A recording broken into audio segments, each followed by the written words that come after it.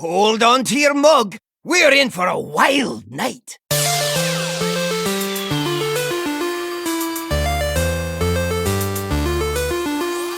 Greeting, traveler.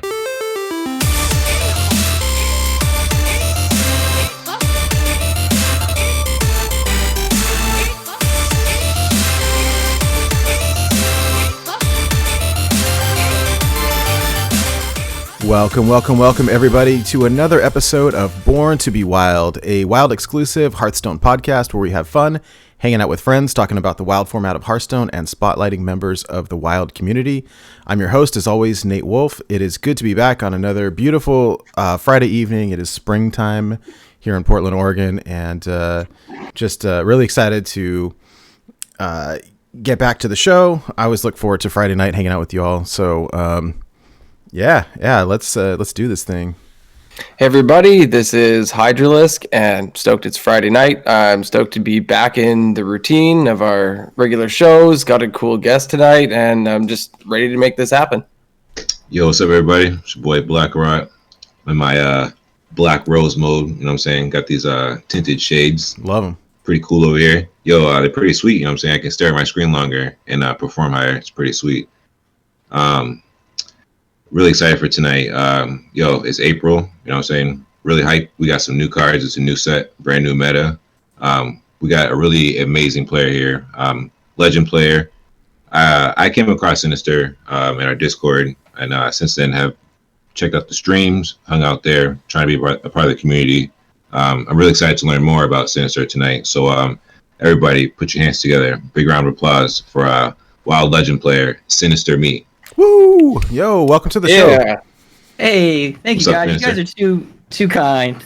Hey, it's good to have you. I mean, we've been watching your stream for quite a while, and I was saying the other day, like you're on. You've got like that late night spot that not a lot of people stream during that time, and so it works out particularly well for me. Like I'm working all day long to. Late at night is usually when I climb on ladder or whatever, and that's usually when you're streaming, and so it works out great for me. I think, I was always happy to see more people playing Wild and more people streaming Wild, and you're a great player, dude. So welcome to the show. I'm really happy to have you. Oh, thank you. Yeah, great player. I ran into you on ladder a few days ago. I got beat up. That's okay. That catches everyone off guard. I bet it does. I agree with everything everyone's saying. Like when it's late at night, I hop on and I look, and there's not many lights on over on Twitch, and SinisterMe is right there streaming away Wild Hearthstone, and yes, that always makes my night. So I can click on there, I can hop in and watch your stream. So I always appreciate your streams, man. Nice. I like that graphic, that visual you just put, Hydra. That was beautiful. You know, when it's late night, not many lights on, but Sinister's light is on. Yeah, that was. Yeah. Words you should read audiobooks. Right. Love it. Yeah, for real. He's good. Hey, Sinister, for people who may not be familiar with you, can you tell us a little bit about yourself? Like, who is SinisterMe? As much or as little as you want to share, but tell us about yourself. Originally, I was a Magic the Gathering player for a number of years. One of my friends from it got me into Hearthstone. They sold me on it when they were like, well, there's this deck. It's basically the same as Zoo and Magic. And I was like, oh, there's a Zoo deck in Hearthstone? Like, oh, okay, let me check this out. And like, bam, I was hooked. It was just a lot easier to play. I didn't have to go anywhere for it. So I got into it, climbed to Legend in the first season, and just kind of been trying to be a part of the scene for a number of years. Got out of it for a while, and then when COVID hit, like many people, I returned to Hearthstone looking to get some TCG action, but from home. Yeah.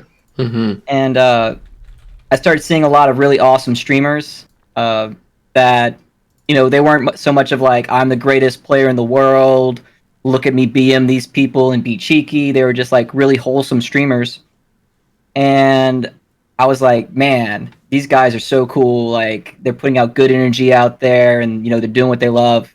I want to be like these guys.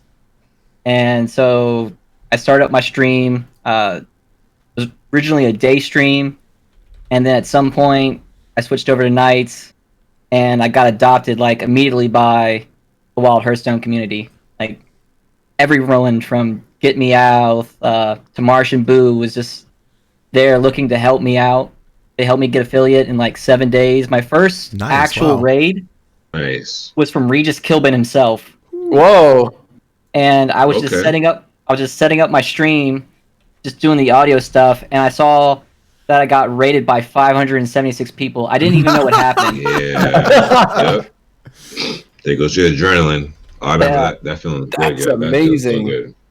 So like the Wild Hearthstone community just like, basically just snatched me off the streets, and just threw me in the van, and they're like, "You belong to us now." And I've been loving it ever since. That's funny. Nice. Wow, I really think that's a neat experience, and I know what you mean. The Wild community can feel so good that way. The way that people take you in, you hop in other people's streams. Everybody says hi. It's such a cool community. I love it. I appreciate your stream, and I did have a question about your stream, and it has to do with a maid's outfit. Now, has anybody got this reward yet, or if not, how do we earn? And can you explain it? So originally I had some sub goals for the stream. I think the first one was I had to wear cat ears on stream, and it was like 10 subs, and they smashed it. So then I had to put cat ears on, and then I raised it to like 20 for the next one because they get to decide. And it was like, hey, we want you to dye your hair, dye it red. I was like, okay, wear cat ears, dye my hair red, and they smashed that one too. And the next one was like, we want to see you with cat ears in a maid's outfit. And I was like, okay, oh my God. Okay, I'll do this. I was like, I'm gonna raise the bar a little higher, and I raised it to 50. And they almost got it one time. They got to 35, and I was a little worried there. But recently, it's dropped all the way back down to like, I think I'm at like 5 or 6 right now. So I got some spacing before I had to start worrying or ordering a maid outfit. Oh gosh, that's hilarious. Okay, so you hear that, everybody. Sub to Sinister Me so we can see the maid's outfit. Got it. Oh god, that's gonna end up on Reddit's Wild Hearthstone page for sure. Oh, most definitely. Seen this guy in the outfit? I hear he wears this all the time. I hear he wears it off stream. Yeah, that's great, man. Yo, I want to ask a question, Sinister. I want to pick your brain in a different way. I like to ask different kind of questions. What has been your favorite play style since you become a Wild Hearthstone streamer, if it hasn't changed since you started playing? The Wild community. You said snatch off the streets, close you in the van. Has your play style changed, or is it pretty much the same? It's changed a lot.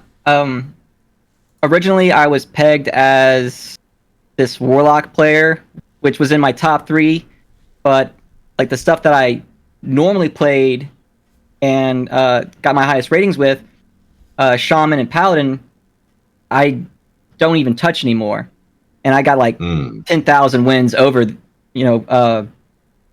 Warlock.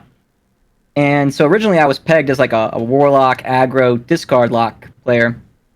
But now everyone thinks of me as a Big Priest player, and Big Priest has kind of been my new favorite. It's not everyone else's favorite, but I just like dropping big dudes.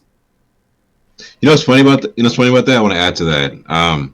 When Fair was coming out, I had my eyes on a different deck, but doing that review, Sheep said something that made me think of Big Priest.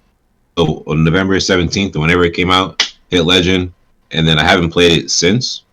And I hopped on a stream the other day, and then same thing with what you just said. They were just like, "Oh, this guy's a Big Priest player," et cetera, et cetera. And I was just like, "Is that the scouting report on me?" I was like, "I didn't know that." So a question within a question: do you ever use the scouting report information on yourself to your advantage? The scouter report? Like, if you know people think you play certain decks, do you ever use that information against the meta? Not really. I just don't ever really think that. I know people think of me as a big priest player, but I kind of think of myself as like one of those people that like, I guess people in the like really in the know kind of know of me, but I don't typically think that everyone's like kind of thinks of me as something they need to watch out for or anything like that. So I kind of just play to the field. You know what though? It's funny, Mike, that you bring that up because this is hilarious, right? I mean, we'll get into it in a minute, but like Mike had a lot of success this week with Big Priest, and like, dude, I was not seeing any Big Priest on ladder.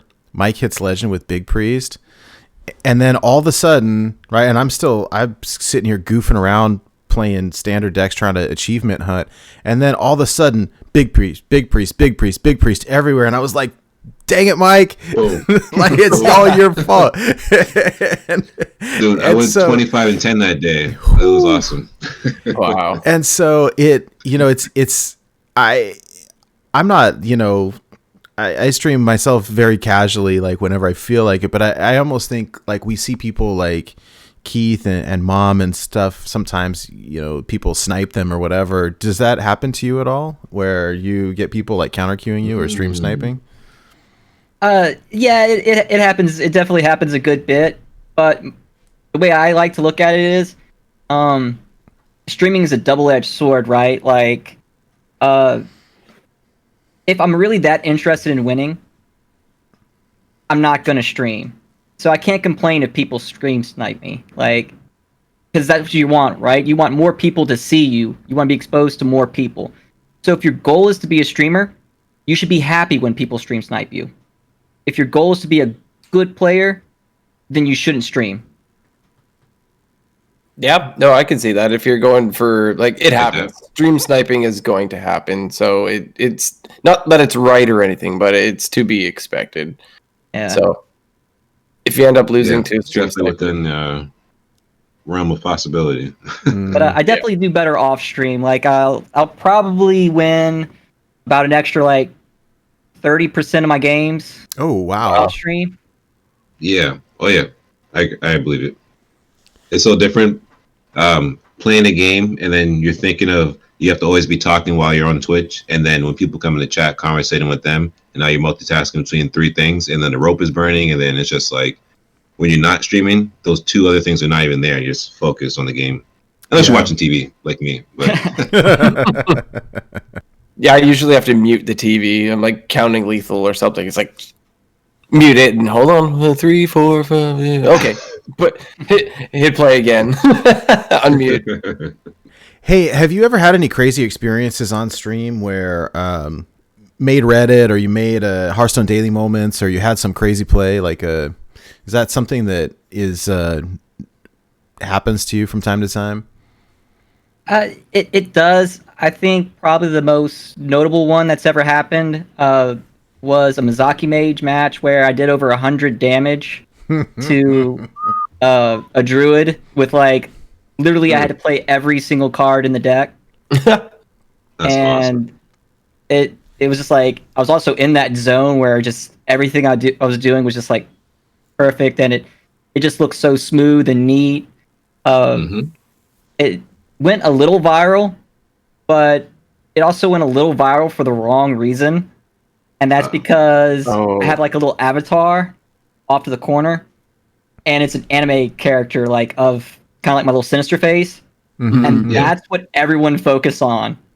Like, as many thumbs up it had, which was like 600 and something, it had like just as much downvotes because they're just like, anime character, I can't see because it's taking up 15% of the screen.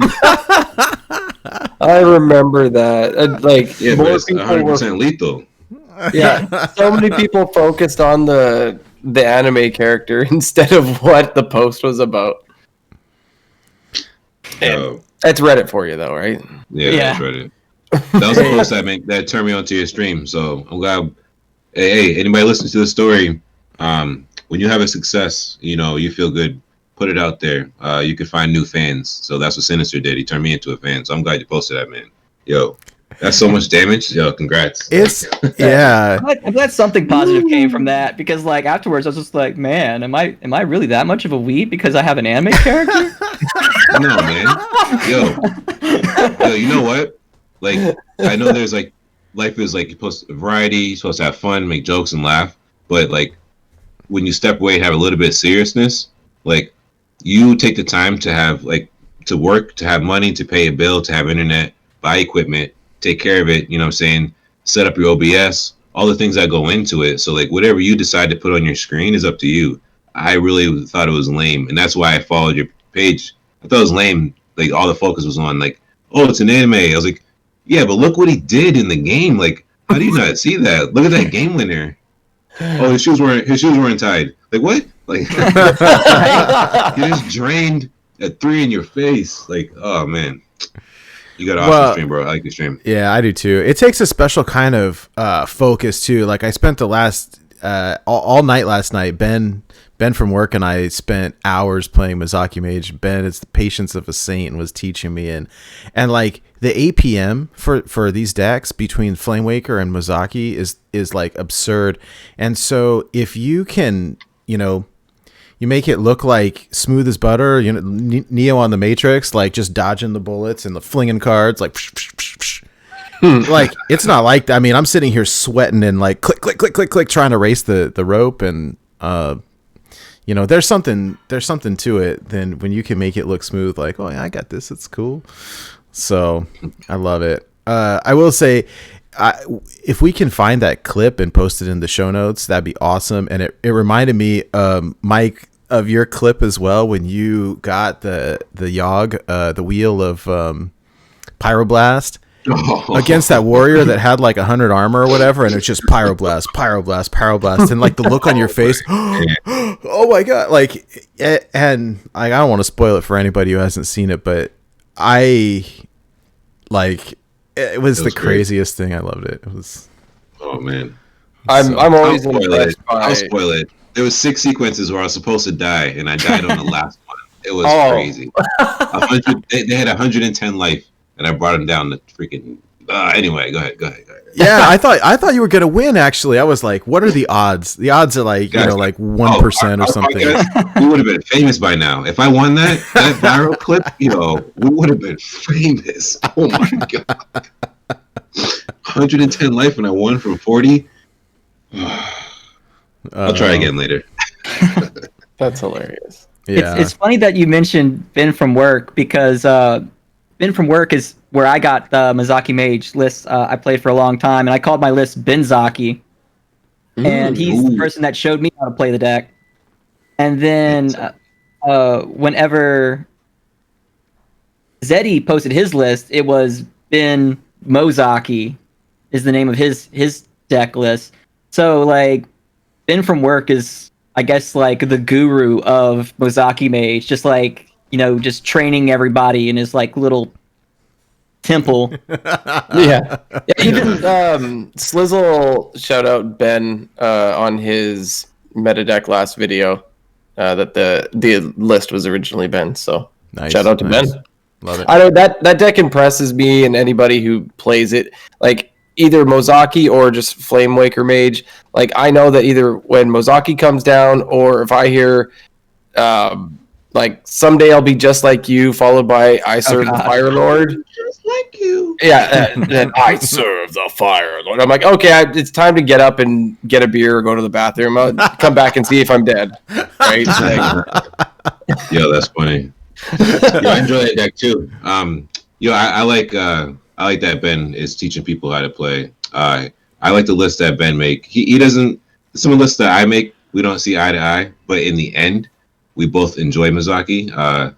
To throw my nickname out in this nickname game, I had made my list. I called it Flowzaki. I think that deck is awesome. Love it. I love Mozaki. Way better than I like it better than Flamewaker. It's very fun, and I think there's I mean, we could talk for hours about it. Hey, before we move on, Sinister, we asked this of all our guests. How did you come up with your username? How did you come up with SinisterMe? What is that? Is there a story behind it at all? Yeah. So when I was making my Blizzard account for Hearthstone, my username was already taken that I typically used. And so I was sitting there thinking like, well, what can I use? And at the time, a Despicable Me commercial was playing. Like, I think it was for like the second movie or third movie.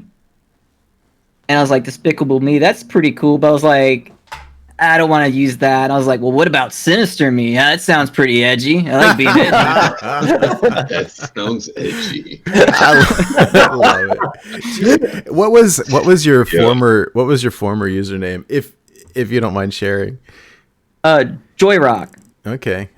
I remember it's always fun like to ask these questions. I'll never forget when we asked Swagwar, and like I can't remember what the answer was anymore, but it was like it was like sexy cheetah leopard beast or something like that. And it was like it was the funniest thing. Yeah, I thought it was a sexy jaguar, wasn't it? It was, I don't know, it was something like that. Yeah. That's hilarious. He's a sexy jaguar. He's a sexy jaguar.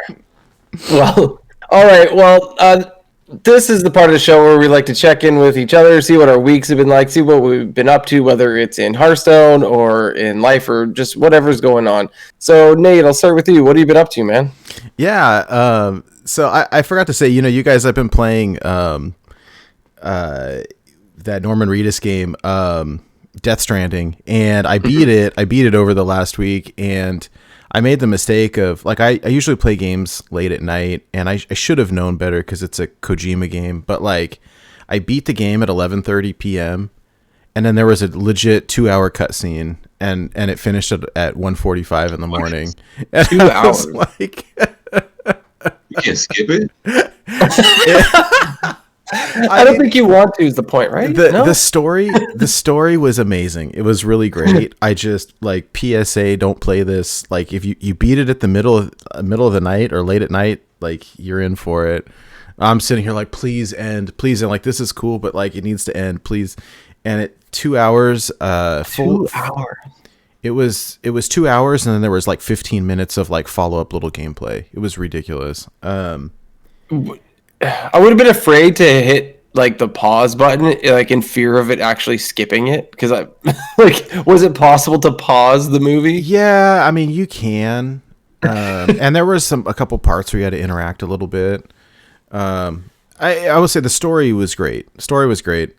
But anyways, I recommend it. There was a lot of like long, monotonous, boring parts, and so I know some people struggle to get through it.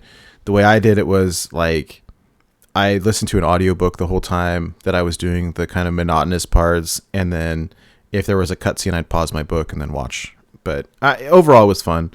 Aside from that, everything's going cool. I spent hours and hours last night getting some coaching from Ben on Mozaki Mage, and that was really fun. It was so funny because I think there's a bunch of games that I should have won that I messed up because my APM is too slow. And so I would either like not play it quick enough or like there was one time like I should have won and I played the destroy a random enemy minion and it killed the obsidian statue, which then killed my Mozaki. and like there was 6 minions on the other side. Like what's the chance that was going to happen? But it happened. There was one time that I had lethal, and instead of playing like Frostlance, I played what is it, conjure, whatever, the one that draws you a bunch of cards, and then I decked myself for like draw 16 cards or something and killed myself when I should have won, and so my win rate percent is like 55% or something. The deck is super fun. It takes a lot of practice to learn how to play it, but like super enjoyable. And then like right before the show I hit legend, so I switched over to oops, wrong one. Oh, nice. Yeah, so like I don't know, like 2 hours ago or something, I switched over to my old favorite Reno Priest. This is actually Ben's list also. It's kind of the standard list, but there's a couple of the new cards. So the new Fordring card, the 5-mana 3/3 Divine Shield, draw your highest cost minion, is in there. And that works great because you can tutor. Oftentimes it's Reno Jackson or Raza or one of those because the top end is super low. And I think there's one other new card, the one that discovers a spell in your deck. And it's great. And then it runs Illucia, and that's like the only way that I could beat Mozaki Mage or Flamewaker Mage is playing Illucia and then stealing their win con, which worked sometimes and backfired other times, but it was great. A lot of fun. So I'm excited. I came in at just over 600 and yeah, and then got ready for the show. So yeah, that was me. It's been a great week. I'm excited for the weekend. So Sweet. Yeah. That's awesome. Mike, what have you been up to? Yeah, so it's been a great week. Doing the usual writing at work. Submitted some articles this week. I'm gonna post some of them in Discord. I've been doing the usual usual video game articles. The pieces are just like more informative, kind of let people know what's coming out, what's hot, what they can play. The article I just put out was more of a mobile game article. Springtime is coming, especially in this region. Everybody's trying to get out. For instance, I went to get takeout today, and downtown over here looked like San Francisco, and I'm up here in New Hampshire. So, I was really excited, but it's a little piece for people to play mobile games. So I got more stuff coming out. I went out this week. You guys ever gone to, like, how can I word this? Have you ever gone to make pieces of like art or bowls out of clay? You ever done that before? Gone to like a workshop? I think I've done it once, but I'm picturing the scene from Ghost. Put this link in chat. And it's funny because when we made these plans, that's the first thing I thought of was the movie Ghost. But yeah, we went to do some clay sculpting. So I put a tweet out, and I was like, I'm getting my Kazakhis golem shaping skills down to perfection. And it was a pretty good time. I had a lot of fun. Also, I hit Legend this week. That was a pretty good time. I played a bunch of games this week. I'm actually enjoying what's going on. Secret Paladin hasn't really bothered me because I don't really mind if the cards cost one more. I just like leave the towers up, and then if they make me not play battle card cards, that means I can just play other stuff. So came into Legend at 572, Big Priest, won a bunch of games. Like that one day I was like 25-10. Since then, my win rate has been up near like 70%. Wow. It's just been a lot of the same stuff. When I do get into the Mozaki Mage pocket, my deck tonight is my counter to it. We can talk about that later. But yeah, man, it's just been a great week. I've had a great time. So let me slide this off. Hydra, how about you, man? How you doing? I'm doing really, really good. Last week I was off all week, so it was back to work Tuesday after the Easter Monday, and I was only at work for all of Tuesday, part of Wednesday, and then we all got sent home because somebody in the office had tested positive for COVID, unfortunately. So we all got sent home, and I felt bad for the guy who did test positive. He actually got his vaccine, and then the very night he got his vaccine, he got a phone call through like contact tracing saying, hey, you know that place you were at earlier the other day? Oh. There was positive cases there. So he basically got the bug like right before he got the vaccine, which is super unfortunate.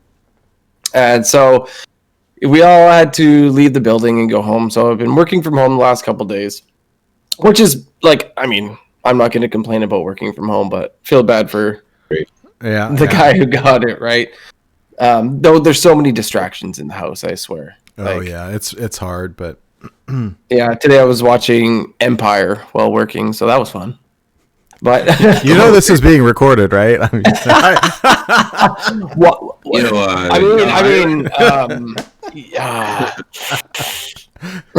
I was still working. I can Murgle that part. But I did an impulse buy. I purchased one of those G29 racing wheels and like with the pedals and the shifter and everything. Just because like one of my buddies had it, and then I looked and it was kind of on sale, so I'm like, yeah, I got to get one of those, and it's so fun. It's ridiculously fun. I put VR on and I was playing this game, Dirt Rally 2, and just like pretending you're on the track and you feel like you're actually on the track and just zipping around. And like I was getting into it. I must look pretty stupid if you were standing next to me. Like I'm in my gaming chair, I'm like,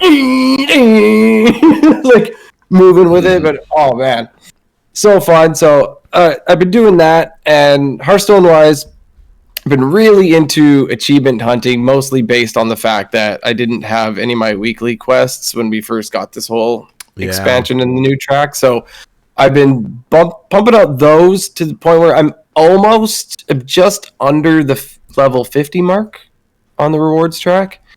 So I think I'm 48 right now, like just before the Rexar skin. And just making whatever decks are required to get like there's one, I think it's summon 250 imps is one of the achievements. So I went to Warlock in my collection and then I typed imp, and I made a deck that is literally just imps, and you would be surprised how well it actually did. Like, I mean, I didn't have like an amazing win rate, but I actually did win a few games because you're so low to the ground with imps. It's like old school zoo, right? It's so funny. Well, you play, what's the 1/3 whenever you discard a card, draw a card? As soon as people see that, they're prioritizing it, and you're just dropping flame imps. You got imp balming, and you just got all the imps.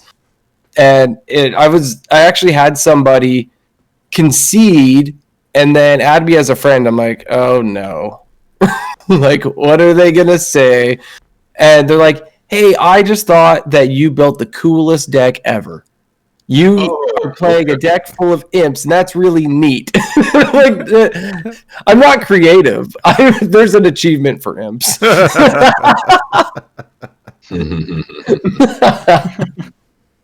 But no, so I've been doing that. Did the Kazakus one where you got to get all the different golems and stuff. Mike, I'm hoping you got an achievement point for actually making a clay golem in real life.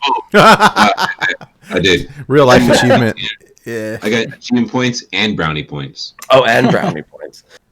Nice. and then as for the ladder, I've been enjoying some Token Druid right now. It doesn't punish playing minions like the watch posts do. So that's been a lot of fun. I'll talk a little more about that later, but that's basically been my week. How about you, SinisterMe? What have you been up to? Sinister. Oh, just about what haven't I been up to? I took a break from streaming this week. It's been so busy. I mow lawns for a living right now, and with it being like just kind of start of spring, everyone's calling me for it, and all sorts of other projects. Oddly enough, I was going back through some old stuff, and I found basically a Neverwinter Nights server. It's kind of like a moddable video game that I did from like 15 years ago. And I went on Facebook and was like, hey, check this out. I found that old server I made. And apparently I have friends on there that were only my friends through that server. And they're still following me on Facebook. And they're just like, oh, cool. Are you going to start it back up and we can all play it? And I was like, well, I don't know about this. So I ended up restarting this server. And I've got like 20 people like lined up wanting to play on how to do all this programming. Oh, and I've got funny. real life. And I've got, Wow. all my Hearthstone stuff I have to do on top of it. So this week was pretty hectic for me. That's kind of neat, though, that everybody just, like remembered from the past and wanted you to just start up doing it again. Yeah, I didn't even realize that I had some of these people still on there, like on my actual Facebook because like I started this up before there was a Facebook. So Yeah. Wow. and I think I ended it before there was a Facebook too. So like we just kind of like kept in touch for a long time. And like some of these people are an actual entire family that played this game together, like the mom and all of her kids, and her kids now have kids. Wow. That's awesome, yo. That's pretty great. Yeah, keep that together. You got a little following? Hell yeah, man. Keep that. That's awesome. Sounds pretty cool. What about in the world of Hearthstone? You've been having fun there this week? Oh, let's not go there. I played Big Priest, and Mozaki Mage has been like pretty popular, and like Mozaki Mage is like the one thing Big Priest does not want to run into. Right. So I'll go on this nice little tear of like, you know, being like 7-1. I'm like, ooh yeah, getting up some nice stats. This is great. I'm, you know, like I feel like I'm like the big Giga Brain. It's like, yeah, I've made the best Big Priest deck ever. I'm so freaking awesome at this game. And then Mozaki's just like, no, not in my house. And I'll queue into them back to back to back. And like they'll destroy all my stats I worked so hard for, and I'll just be like, I don't want to play this stupid game anymore. Yeah, you gotta grab my list. You need a turn 5 with 2 Malagos on the field for lethal. Yeah. That's probably the way to beat that. Be a combo deck with a combo deck. Yeah, you gotta go faster. Yep. I love it. It's a race. If you ain't first, you're last. Preach, brother. Oh man. All right. Hey Mike, what's going on right now with the listener series? All right, yeah, let's switch it up. So, listener series action. We are wrapping up here. We are now in the top 4. Can you guys believe that? Come a long way. Pretty quick. Oh yeah. So season's starting to wind down. We're in the top 4 now. So top 4 began April 8th, and it will end on April 15th. The ruling for this week for the top 4, you know, it's the top 4. It's really cutthroat. So let me go through the players before I even say the ruling. In the top 4, we have Shia Wasina versus Blase. Nice. And then we have Dr. Evil versus Seth. Woo. So you already know. Spicy top 4. Wow. So okay. you already know, man. Yeah, this is gonna be crazy. So the top 4 rules. This week is Highlander week. Only 1 copy of each card is allowed. No weapons are allowed. And the special rule here is that no Highlander payoff cards are allowed. So that means no Raza, no Reno, no Zeph, or any card that has the text duplicate. You know what I'm saying? No Grant, no Gen, Greymane, no Baku Moon Eater, nothing like that. I love it. This will really All right. bring out the deck building in the top 4. You know, this is the cream of the crop. So I'm really excited to see how this goes down. Can't wait. Oh, how exciting. All right, cool. And we'll have to figure out, I would love to be able to stream like the finals. That would be great. It'll be fantastic. This top 4 is awesome, and the finals is going to be explosive. I'm really excited for this. Yeah. Season 2? Yes. Mm-hmm. Oh, I was just going to say, hey, and we got season 2 coming up. So if anyone is interested in joining, we've got signups through the rest of April. And then we're starting right when May kicks off. We've got season 2 starting. So I don't know. You want to say anything about it, Mike? Oh, just that, you know, look, I'm just going to ride your coattail. Season 2 is open. Head to the website, sign up, join the Discord. And throughout this month, we'll be collecting challenges inside of our Born to be Wild podcast Discord. If you have an idea for a weekly challenge, feel free to come join that Discord. If you're not already there, if you're there, you can submit in that channel.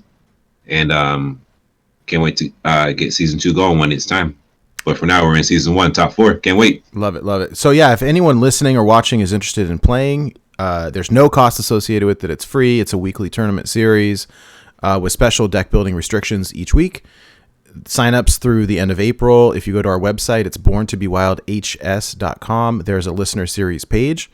All of the rules, all of the announcements, everything is there. And there's a link to the sign up. There's a link to the Discord. Everything is on the website. And so, yeah, check it out. We would love to have you. And it's been a lot of fun. There's some new things that we're trying out with season 2 that we didn't with season 1, and all that stuff is on the website. So without getting into it too much, visit the website, click on listener series, and everything is there. Cool. Really exciting time. Yeah. All right. Well, let's hop into the news. First up in the news this week, we have that the Book of Mercenaries, the very first section, is out. And that is for Rokara. Have any of you guys dipped in and played the Book of Mercenaries Rokara yet? I haven't. have not. I did. What did you think, Nate? You know what? I liked it. It was interesting because it was a little bit different than the other ones. I guess because these are new characters, these mercenaries are all like fresh new characters. The lore is unique to Hearthstone, and so I think with the other like the existing heroes, we kind of know their backstory a little bit, or we don't, but we've been around them for a long time, and then these characters are all brand new. And then we'll get into it in a second, but they released like some lore on the website, and so there was some tie-in there, and it was just fun. I mean, I didn't. It was kind of one and done for me. I got through all of it in one sitting. The final boss took me 2 tries, but like I don't know. Overall, it's cool. I mean, I enjoyed it. I kind of had fun, and it was kind of funny because with the past existing heroes, they would have like a little bundle where you could get an additional skin. And I assume the reason they didn't do that is because they're giving away the skins as part of the reward pass. That's a good point. But no, it was cool. I mean, overall, I personally enjoy the PvE content. It's not stressful at all. There's no rope. There's like, you just do it. And so if like, I enjoy ladder, but I have to like pay attention when I'm laddering if I want to do well. And so I can jam this like if I want to play the game for fun without having to try hard. And so, yeah, I enjoyed it. Hydra, you said you played it? Yeah, I played it myself as well. And similar experience to you. I did it all in one sitting. Also, final boss was 2 tries exactly. Also, the first time I did the final boss, no spoilers, but it almost felt unwinnable because I just got thoroughly stomped. And I was actually kind of expecting it to be a bit of a trick. Like, oh, don't worry, you're not dead. No, I was dead. Well, I always get mad because the boss will like high roll and then like steamroll you. And I look at it and I'm like, hey, if I had built this deck myself, I could win. But they put these terrible cards in my deck. Like, what am I going to play this stupid card for? I would never put that card in a deck. And I get all mad, but then I was fine on the second try, and oh yeah, there's a little gimmick to it, but I felt like it ended a little bit abruptly, but it sounds like the story for these 10 mercenaries are going to all sort of tie together a little bit, which is interesting. I mean, I guess we'll see, but yeah, it was cool. Hey, free stuff, man. I like it. Yeah, for sure. It's content. It's free. And what I think did make it quote unquote better than maybe some Book of Heroes stuff is they didn't have to live up to any standard from the World of Warcraft with existing characters. They're telling like a new story, as far as I know, from for the first time. And so they're not like, oh, they missed this or they missed that. They forgot to focus on, like, it's just a new story. So there's nothing to be disappointed by. They're just telling a new story. So yeah, I enjoyed it. I thought it was just fine, and thank the team for making that kind of stuff. And I'm sure there's a lot of people out there that are free to play that enjoy this PvE sort of stuff. So also in the news, if you missed the For the Horde card back, it is back in the shop temporarily. It's the card back from the Kobolds and Catacombs pre-order. It's that cool one that has all the gold inside it. I love, personally, this card back. I already do have it, but if I didn't, I would be grabbing this. It's super cool. Do either of you guys have this card back? Oh, yeah. Got him. Yeah. Got it. I got that one. Sinister, do you get into the different card backs and stuff? What is your hot take on the card backs? Not really. The only one I like to use is the Legend one, and the reason why I like it so much is that reminds me of the Magic the Gathering back. It's kind of like the same like Oh, leather brown. It is, yeah. And Yeah. it's so nostalgic for me. It just feels like home. I like that. That's yeah. It's too bad you can't explain that to everybody who's like, oh, they're running the legend card back. That's funny. I will say I'm excited when they I already had this one too, but I like the idea that they brought back one that was only available from a pre-order. Yes. Because and normally I get these, but I started I way back when I didn't do the pre-order for Black Rock Mountain, and so it's like, hey, some card back from 6 years ago, I'm not ever going to be able to get that. That was for a pre-release event, and so I kind of like that they've been releasing some of these old ones, and I understand there's going to be some exclusives, but it's also fun. I finally turned my random card back on, and the funny thing is, more often than not, probably every third game, every fourth game, I get the random card back, the wooden one with the big question mark on it. Really? Yeah. What is that? I didn't even know you could get that. I thought that was just so whatever. I thought it was funny. I got that one to come up in duels when you're playing duels, because when you play duels, everybody has the classic card back. Oh, how funny. It bugged out that it gave me the random one in duels. That wooden one with the question mark. But also, I wouldn't exactly call this news, but based on Nate, you posted about it, and I saw a couple other people post that you can now see how many packs you've ever opened in any expansion. Oh God, yeah, that's true. I checked, and it was a lot. So I will say, so what Hydra's talking about is there's another deck tracker. So most people use Hearthstone deck tracker from HS Replay. There's another deck tracker by, what is it, Overwolf? Overwolf. Yeah. And those guys way back when did the arena tracker, and I never played arena, so I didn't really care about it. And I guess they've revamped their Hearthstone one. It's called Firestone. And so I downloaded it yesterday after work, specifically so that I could look at this pack collection thing. I felt guilty a little bit at how many packs I had opened, but then I saw a couple other people's that put mine to shame, and I was like, oh, I don't feel quite as bad anymore. But I will say, without going too far down the rabbit hole, that I really like it. It basically does everything that Hearthstone Deck Tracker does, but it's prettier. The UI is really nice, the graphics are really nice. It does the, it shows your deck, it shows their deck, it shows all the secrets, it shows your replays, but everything is spruced up. It's fancy. Does it run ads? It has an ad that is in on a separate screen. If you, it's not intrusive, so it didn't bother me at all. If you want to pay, kind of like how HS Replay has the premium, if you pay, then you get rid of all the ads. It's $2.99. So it didn't feel bad to me. So I'm trying it right now. I really enjoy it.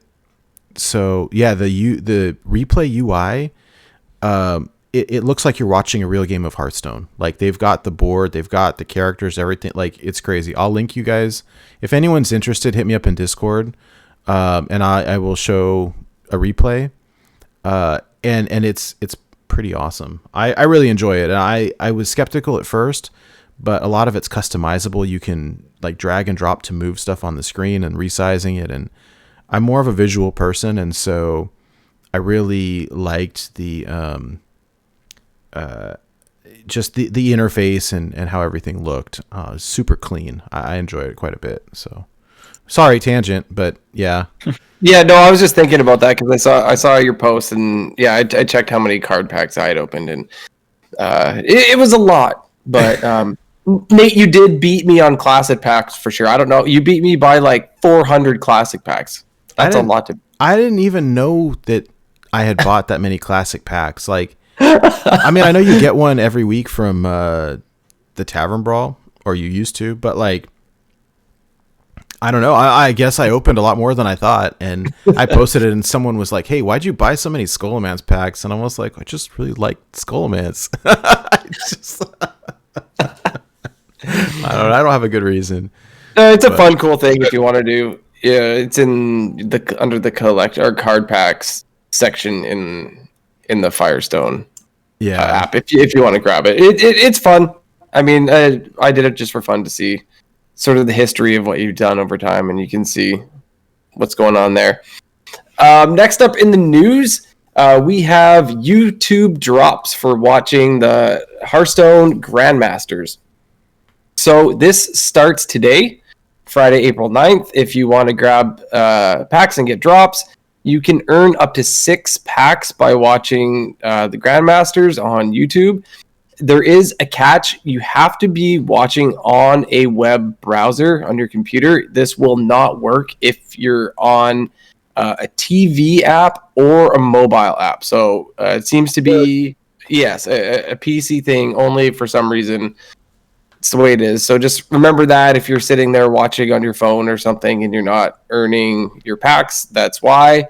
In the first week, you can get 2 Year of the Phoenix packs. And in weeks 2 through 7, you can be getting drops for 2 more Year of the Phoenix packs. And the playoffs, you get 2 Forged of the Barons packs. Yeah, so it's a little misleading here because it looks like weeks 2 through 7 you can get 2 pack, but it's like 2 packs total. Like I looked at the fine print, like the 6-page like thing that the lawyers put together, and it caps it at a total of 6. And so, I think it takes 2 hours to get 1 pack. And just a PSA, to do this, what you got to do is you got to be logged into your YouTube account, go to settings and then connections, and you connect your Blizzard account to your YouTube account. And you'll see like there's a little like a diamond icon down there that shows that it's connected.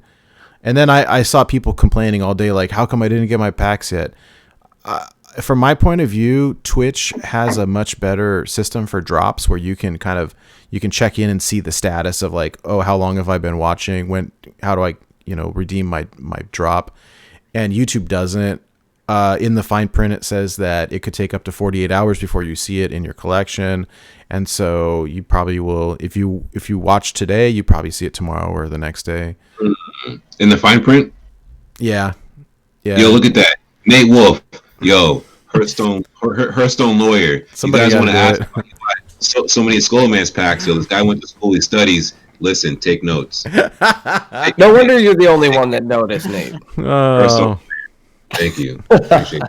But hey, you know what? I mean, it's free packs, right? So I laugh so hard when people complain about their free stuff. Like, yeah, okay, but it's free packs, so yeah. What's the famous quote? People want a return on the free stuff. Yeah. Like, I want a refund on my free stuff. Give me my money back. That quote.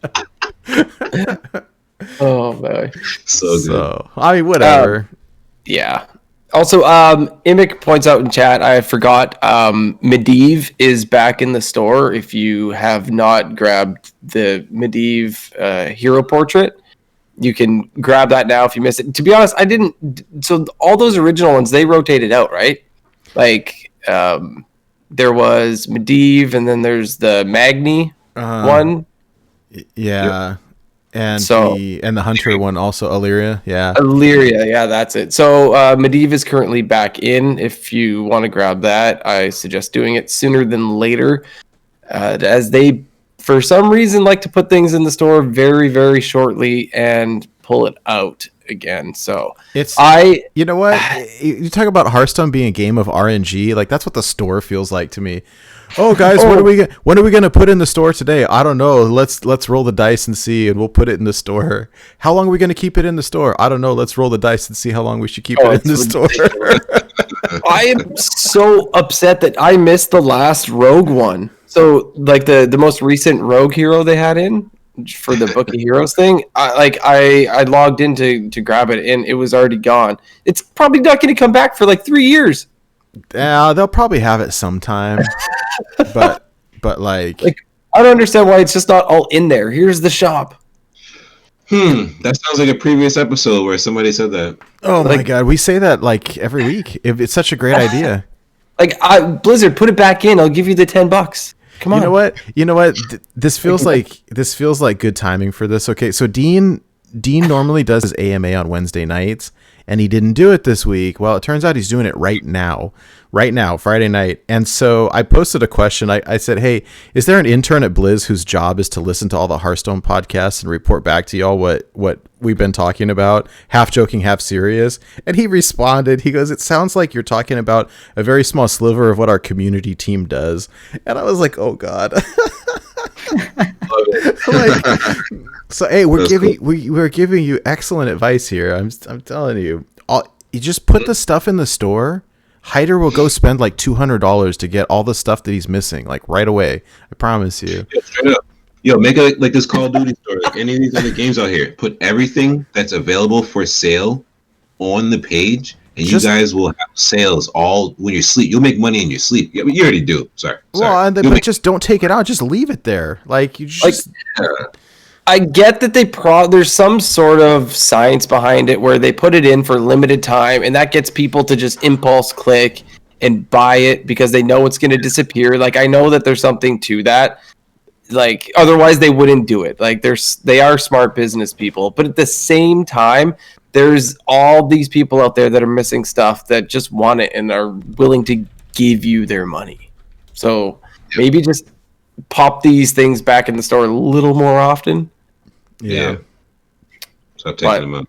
I mean, it's like how many different skins are in all the other games in the stores just constantly. Right. So anyway. Anyway. So we got one last piece of news, which is basically lore related. We spent last week going, way in depth into Forge and the Barons lore. So this is a little bit different, and for the first time, so we've got the book of mercenaries, the new heroes, or the new mercenaries rather, coming out.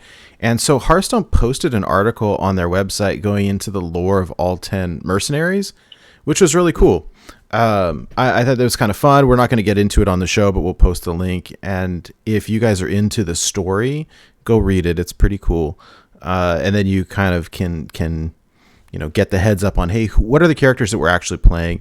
And then as a side note that I thought was pretty cool, Cora was on Twitter talking about this. And first up, this was really kind of a neat thing. She pointed out that the judicious janitor, the paladin lifesteal card from Scholomance is actually Tamsin Rome, the new warlock legendary, the mercenary. And so there's the quote that she posted. It says, with a letter of recommendation from Archmage Antonidas, she was accepted to study at Scholomance Academy in Lordaeron, only to be cut down during the Scourge invasion. That quote is pulled from the lore that they just posted on their website. And then she posted the picture side by side and like, oh yeah, that's the same person. How cool. And it's cute that they have this, like, they're starting their own little internal lore that is separate from Warcraft. And then she pointed out, I assume everyone would know from the names, but the Paladin legendary and the Warlock legendary, so Cariel Rome and Tamsin Rome are sisters. And she had pointed out that they each have the white streak in their hair, and that she thought it was really cool where you can see they're linked even without knowing who they are because the art is related. And that's really cool. I really enjoy the kind of fine touch behind the scenes stuff. Like, you could play the game and enjoy the game without getting into any sort of backstory at all. But I love these fine details. I think it's super cool. So I enjoy that part of it. To ride your coattail there, a little bit of lore for us right here.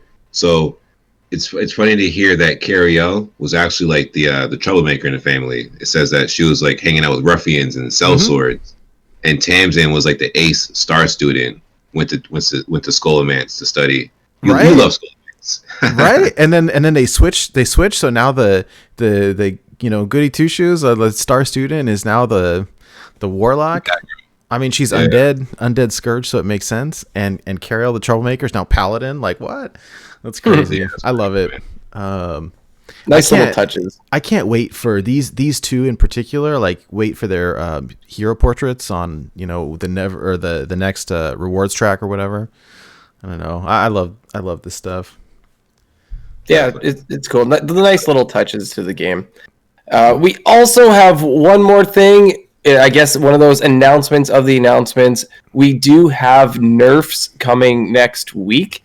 We don't know exactly what they are, but Alec Dawson tweeted that balance changes are to go out early next week, and that they will be targeting cards from Mage, Paladin, Rogue, and Neutral.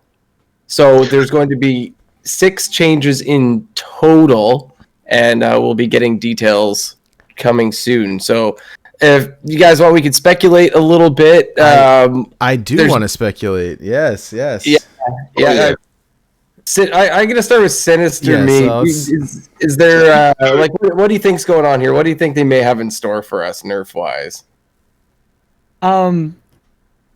The change I think they'll probably make is to deck the Lunacy, and that's going to hit maybe some of these mana cheats.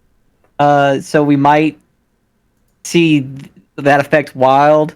But the 2 that come to mind are the Sorcerer's Apprentice and Incanter's Flow. But Incanter's Flow, you can't make the mana cost an extra half or anything like that, or discount a half. So they'd have to increase the cost of it, which that really affect us in Wild. I mean, it would stop the flow of Mozaki Mage a little, because it'd be a little harder to Incanter's Flow, draw some more cards, and then have the mana to play the second Incanter's Flow. But I don't know about that one. I think I'm pretty interested to see what they'll do. I think that Incanter's Flow seems like a target to me. Okay, here's my hot take, right?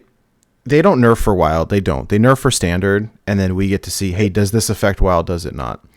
Yeah, exactly. And so we look at what's problematic in Standard at the moment, and of course, Deck of Lunacy is absurd at the moment. And 3 freaking skull. And so, yeah. Do you see? I posted the other day, right?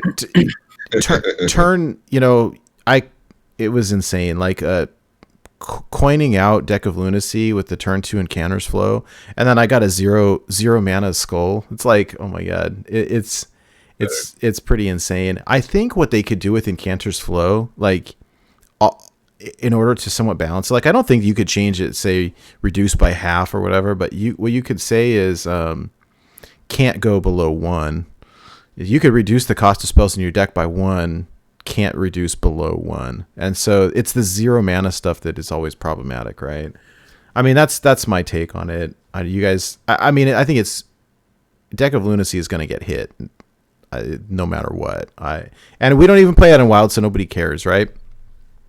But Incanter's Flow, on the other hand, is okay, we're talking serious business now, so... I will say, since I haven't been focusing on laddering up in Wild, I've just been playing whatever for my achievements. I actually have seen people play Deck of Lunacy. Yeah, I played someone yesterday. It's happened multiple times so far, and I don't know. I probably didn't play the whole game out or whatever. I was focusing on my achievement, so I didn't notice if there was too many wild cards in it or what was going on. If they accidentally clicked the wrong button and queued a Standard deck. Did you notice, Sinister Me? Was there any Wild exclusive cards, or do you think they just selected the wrong format? Yeah, I kind of think they just queued into it with the wrong deck, because whenever I saw them playing, I was like, okay, I'm a little scared because I'm playing Big Priest, and Mozaki Mage style decks are kind of my worst nightmare, but at the same time, it's Deck of Lunacy. How bad can it be? Yeah, I guess it's maybe not the smartest idea in Wild, because, well, first of all, you're going to see wild cards no matter what, I guess, because as soon as you play Deck of Lunacy, now the card pool is going to change, right? You've got all these wild cards that can join your deck, and it's probably nowhere near as consistent as it would be in Standard. You could just get a big pile of garbage. I don't know. So you're in the Standard version, you're getting the Hunter spell that summons the 4/3/5s that all attack randomly and whatnot. I don't know. You could get anything coming in. Grand Slam. Yeah, the Grand Slam. That's the one. But what about for Paladin, what do you guys think in Paladin could possibly be nerfed here? Because that's mentioned. I mean, it's got to be the sword, right? Sword of the Bone. 100%, 100%. It's going to be the sword. I mean, we called this on the review show, like looking at that this was going to be a 5 out of 5 busted card. I mean, you get 3 secrets for 2 mana, like plus you get to attack. I mean, I don't know, between the Call to Arms unnerf and this, like basically created this new taxes Paladin. I mean, aside from the watch post, but like this thing is nutty. I'm surprised it's not a legendary weapon, really. Like Hunter got Ringling's rifle as like a legendary. That's a one of. Yeah. And Paladin gets this. You get 2 of them. I think that this gets hit no matter what, right? Because it's clearly pretty busted. My guess is that it gets dropped to a 2 mana 1/2. Yeah. So, but I don't know. What do you guys think? Yeah, I believe this weapon will change from 3 durability to 2 durability. There are only a handful of decks that I played where Oh My Yogg doesn't matter, but the type of player I am, this sword like cuts me. It's so tricky to play palm reading or any kind of spell if I don't have a coin or Desperate Prayer, the new 0 mana priest spell, heal 5. Like you got to play around Oh My Yogg. Once I get past the 2 Oh My Yoggs, it's cool, but it's very annoying to like wait 3, 4, 5 turns. Like this weapon's too cool. I built the Paladin deck, just jammed a bunch of secrets. You just attack, and then you play minions on curve, and you win. Right. Neat. Well, yeah. And I don't think that. You run. Yeah, good. Oh, I was going to say, I think like you guys are right with the durability being what they changed. I can't see them changing the mana cost because for me that sort of takes away the purpose of the card. If you put it up to 3 mana, then that's how much those secrets would have cost anyway. Yeah. Right? So, like, yes, you don't have to draw all the secrets. You still sort of get them played for free because you didn't have to draw them. But you'd be paying full mana cost at that point. So I think it will be a durability change. I think for sure. I think the other one. Now, I'm curious to see because maybe hitting Deck of Lunacy fixes this problem. But the other one that I see potentially changing is Refreshing Springwater, because like this is essentially a 0 mana draw 2, right? I mean, which is pretty crazy. I don't know what the solution is. I mean, it's this refresh 2 mana crystals for each spell. And so it's a build around, but like no minion mage has been around for a while now. And so I think maybe they change it to draw 2 cards, refresh 1 mana crystal for each spell drawn. So that evens it out. Like I remember way back when they would nerf these cards to the point of like unplayability. And I think if they did that, it would still be good enough. I don't know. Do you guys have any thoughts on this? Yo, this card. So everybody here, everybody listening, everybody watching has done this snap pick theory. You know, you see a card when you play Discovery, you just snap pick it. Oh, yeah. I wish there was a tracker or a stat. Like, I've never snap picked faster in my life when I see this card off of Discovery. Like, Primordial Glyph or the new Ruined Orb. Yo, I see this card, pick it, play it, draw 2 cards. So what's downfall? Minion? Oh no. Okay, but like most of the time, you're drawing 4 cards. Or I'm sorry, you're just drawing. Like, you're playing 2 of these. I always hit this, and I draw another one, and I just play another one. And DJ Khaled, another one. You know what? I will say about the snap pick thing. I'm never a snap picker of anything, even if I have something that would be a snap pick, because I like to play the game of I got a bad card. I love doing that. Like a bad selection. I've sat on like discovering a secret or something, or like and just like went like hovered them and being like, oh man, and then finally towards the end of my turn make a decision and then make them make a bad play. I like play into something like I got a board clear or I got a perfect secret or whatever, and then they'll be like amazing because it's taking me forever to pick a card. Psychological warfare. Oh, dude, and then they'll like play like right into it, and then they'll go well played when they win and concede. It's great. That is great. But what? Oh, sorry. Yeah. No, I was just gonna say for the other, like they mentioned Rogue, and then we got Neutral. So, what do you guys think about Rogue and Neutral? What's gonna get hit here? So I think someone said they announced it on GMs. The only one that makes sense to me, or the only one that I've heard complaints about, is Jandis. And the reason why, and of course this is a standard reason, is that when all these new sets rotated to Wild, like a week ago, that the pool of 5-cost minions just got way better. And so before you could, you could low roll pretty often. You get a 1/1. You get freaking Hyreek the Bat or whatever, or you get a bad 5-drop. But with the rotation, you get 2 solid cards, and so you get a Beefcake and a Death Rattle or something. And so it's like I could see them, maybe this increases to 6 or something. I don't know. I think that this one is the Rogue. Like, I don't know. The only other Rogue card that I could even think of is that new Octobot, whatever, that is like Emperor Jr. But like, I don't think it's like Rogue didn't do anything wrong. Everyone always likes it. Rogue is hard to play, and so when people lose to it, like, it feels bad. But there's so much skill involved in playing it that I feel like you shouldn't punish the Rogue players. I mean, that's my hot take on it, but I think this. Well, I don't know, Sinister. What do you think? No, I agree with you. Jandis kind of really isn't anything in Wild. So if it's a problem in Standard because of the same reason as Deck of Lunacy, I could see them change it because of that. Maybe to like 6 mana. Yeah. But yeah, Octobot doesn't seem like very nerf worthy. No. I see people playing her in Wild in like a Reno Mage deck. I mean, it's good value, but Hydra posted a screenshot the other day where someone played this and got both Stalag and Fugan from it. Can you believe that? Like, what?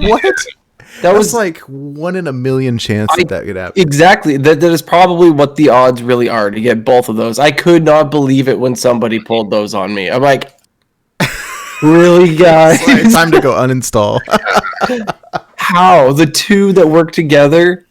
Like, I think that's sick. It was mind-blowing. But, I mean, this is a bit of a rogue nerf if they go this way. And many others. This could affect Wild. Do you guys think they would ever touch Penflinger? Oh, heck yeah. It's on the short list. Like, I can see, like, I know how they said they didn't want patches to be in charge forever, right? I can see them not wanting Penflinger to be flicking pens forever either. So I don't know how long you all have been playing or if you remember this design philosophy. This is what they said years and years ago when they nerfed Azure Drake, or when they pushed Azure Drake to Classic or Hall of Fame or whatever, was that they were looking at oh my god, chat, I love it. They were looking at decks, like, across the board, right? All the different classes. I'm trying not to laugh over here. They were looking at all the different classes and then the neutral cards that were put into these, and then the spread across the different decks and across the different classes. And when they've got one card that basically is an auto include in every single deck, they're like, that's not really what we had in mind. We don't like that. It's becoming too prominent. If we, that's a mistake. And so that's why Azure, like, people were putting Azure Drake in every single deck because, hey, 5 mana, 4/4, draw a card, spell damage. It's really good. Of course, nobody plays it anymore, but that's Penflinger. Every single deck, you can make it work. People, especially, people playing in the Libram Paladin, but it can go face. And so there's also, they had brought up this point last month or something where they said they were looking at cards. This is right around the time when, like, mini oil got nerfed, that they were calling, like, explosive damage from hand or whatever. And so that's Penflinger. In my mind, I think, what do you do to change it? I think what people have been saying is you make it so that it can target minions only, not target face. Yeah, I got an OTK with it from full with Reno Priest. It's great. Seance and Penflinger. That's all you need. It's wonderful. But I think if you made it sorry. Yeah, no, Sinister, go for it. What do you guys think? I think if they made it cost 2, it would be fine enough. You know, it would half its turn damage potential. Raza Priest would only be able to do half the damage they do just using Pinflinger if they did that. Same thing with half the other decks. It feel a little bit more fair because basically it's a 1 mana cost 1/1 with charge, right? And they were going to take out Boar because that was somehow too good. And now you have a Boar that just like whenever you play a spell, it goes back to your hand and you can play it again and it can charge all over again, basically. Yeah, like an immune Boar too, right? Because it just doesn't die. It's insane. I've seen people abusing it. Like Libram Paladin is really good in Standard right now, and people play it in that. Like, I mean, the other card is Broomstick, right? That is pretty crazy. But like you got a bunch of 0 mana Librams. It's like, okay, Penflinger Libram, Penflinger Libram, Penflinger Libram, and the burst is kind of absurd. I have one other kind of hot take that I think is a candidate, and maybe I'm wrong. Well, 2 actually. So one is the Watchtower. Yeah. So I think that, this is one also that now it's super new, but this is one that I think is being played in, I don't know, like every deck, because why not? This one just seems good to me. The other ones, they're okay, but this makes it very difficult to play around. Of course, this is a staple in that Death and Taxes Paladin. It just is super annoying to deal with. So I could see this one being a candidate. I don't know. What do you think they would do to it, though? Make it cost more. Maybe make it cost 3 instead or something. I don't know. That's the thing. We already have a 3 cost one, so we're gonna have 2 that cost 3. Like that's the problem. Is they work in order. There's a 2 mana one, a 3 mana one, and a 4 mana one, I think. This is my other candidate right here. Crab Rider, I think is. These are my hot picks or hot takes. I could be totally wrong. What I look for when predicting these is how many different decks is it going in, like not just the class, but like how across the board, who all is playing this. And so, it's tricky. It's like, it's voodoo science. I have no clue if I'm right or wrong, but for the watch post, they could either take away a health or they could take away an attack. They can make it a 1/4, and that way, when if you're trading into it, because like Mike said, a good point is like sometimes you could just ignore these things and not waste your time on trying to trade away. But if they took an attack away from it, then you could actually trade into it and have your minions live. Mm-hmm. Mm-hmm. So that's a possibility. I mean, you're still wasting a turn trading into something when you could just be going face, but that could be a solution. I hope they don't nerf these watch posts, because I like building decks based on the effect that these posts give other people. So the decks that they play, like the decks I build, feast on that, the fear that people have these watch posts. Like I like building decks that don't get affected by cards costing 1 more or battle cries because the new Rubian with the Taxes Paladin. You know what I'm saying? So it might get nerfed. I'm just saying I hope it doesn't. That's all. Yeah. I think it's kind of soon. Like it did basically warp the standard meta into making everybody play Spell Mage. I mean, I also feel like it's kind of soon. It's been 1 week, right? A little just over a week since the expansion came out, and I think people always want to play the new card and try it out, and then it gets boring, and then they move on to something else. And so, like, I remember everyone was all mad at Quest Rogue again when it came back for 1 week, in between sets. And and everyone played it, and everyone got angry, and like now no one plays it anymore. So it's I don't know. They're so like quick to nerf everything. I would love it if they just buffed something else instead, personally. But whatever. I'm always curious to kind of get hot takes and then come back next week and we can see if we were right or not. Let's not forget there's an achievement for playing watch posts. So, like, I even did it. I made watch post decks, and I just was playing watch posts until I was done the achievement. Yeah. Yo, I like what Nate just said right there. He likes to hear the hot takes and come back to see if we were right. Well, if we're doing that, let's revisit this, because I literally said Quest Rogue ain't gonna be nothing. Don't worry about it. And literally Twitter, Reddit, everybody, Discord was freaking out. Quest Rogue. I'm like, yo, this deck is not gonna be good.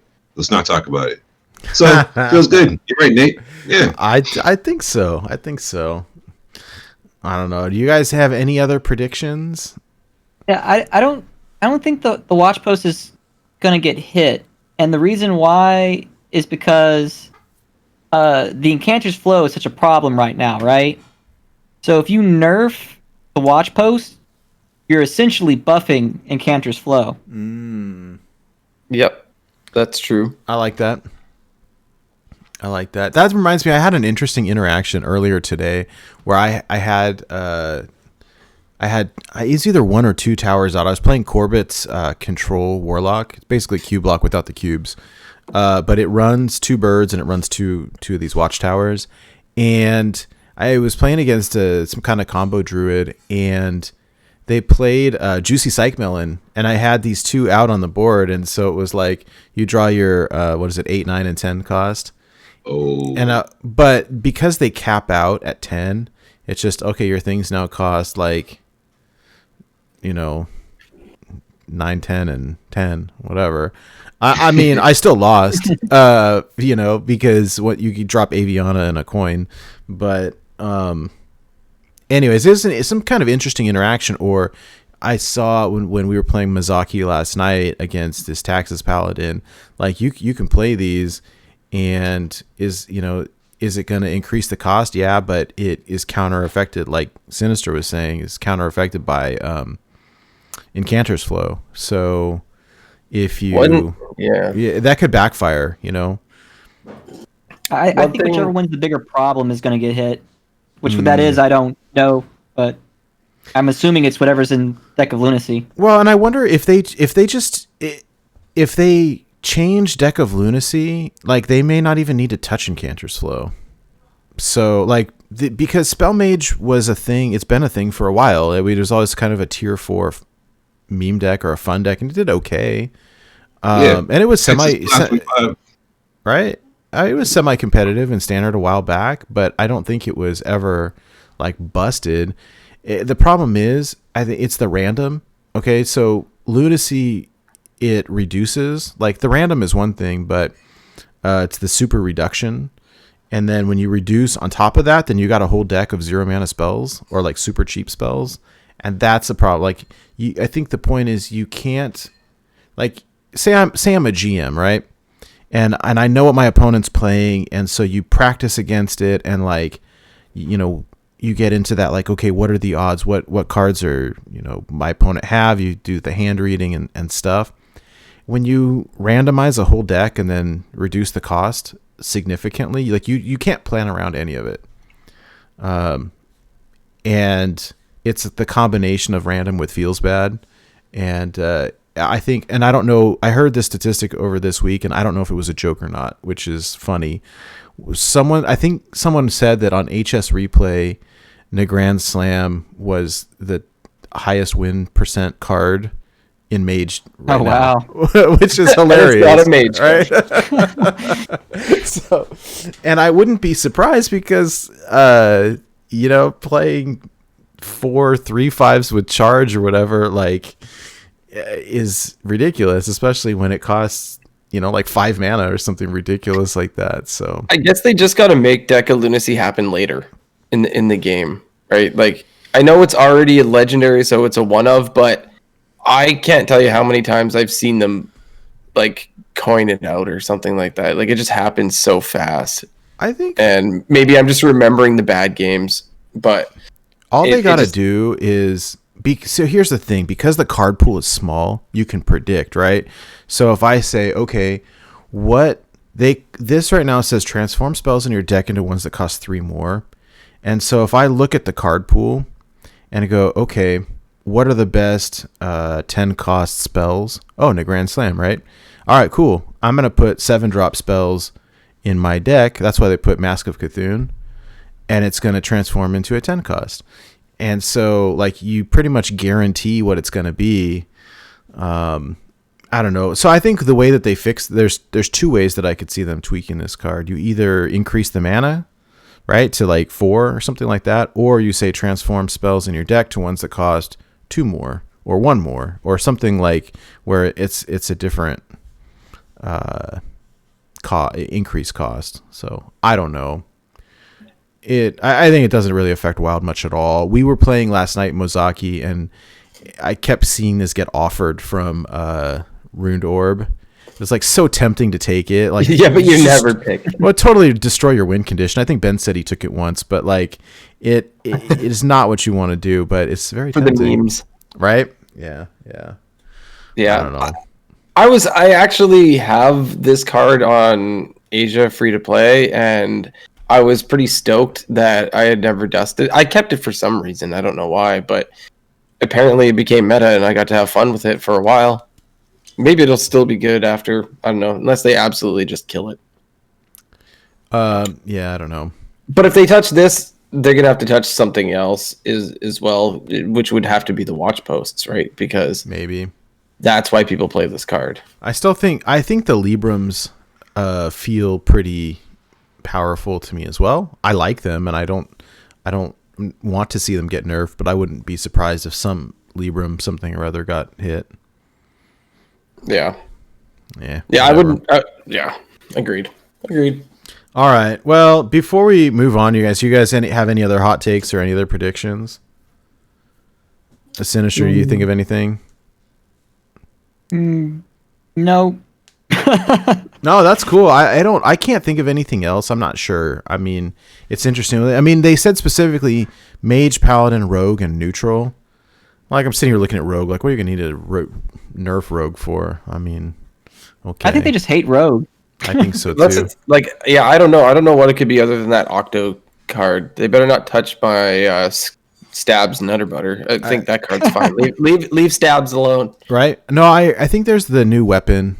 I heard was pretty good, but I haven't played with it myself. Yeah. All right. Well, let's just move on then. Mike, you got any other thoughts before we move on? Yeah, I would actually say that people play Deck of Lunacy based on the spells that are available, not necessarily because of what the meta is. So if you manipulate your deck a certain way, you can maximize the spells that come off the randomness. So they're not that random. And then for me, for Rogue, an additional card based on playing the card a little bit and actually watching Jay Alexander play, I would say they might be looking at field contact. You play a battle card, a combo card, and you get to draw a card.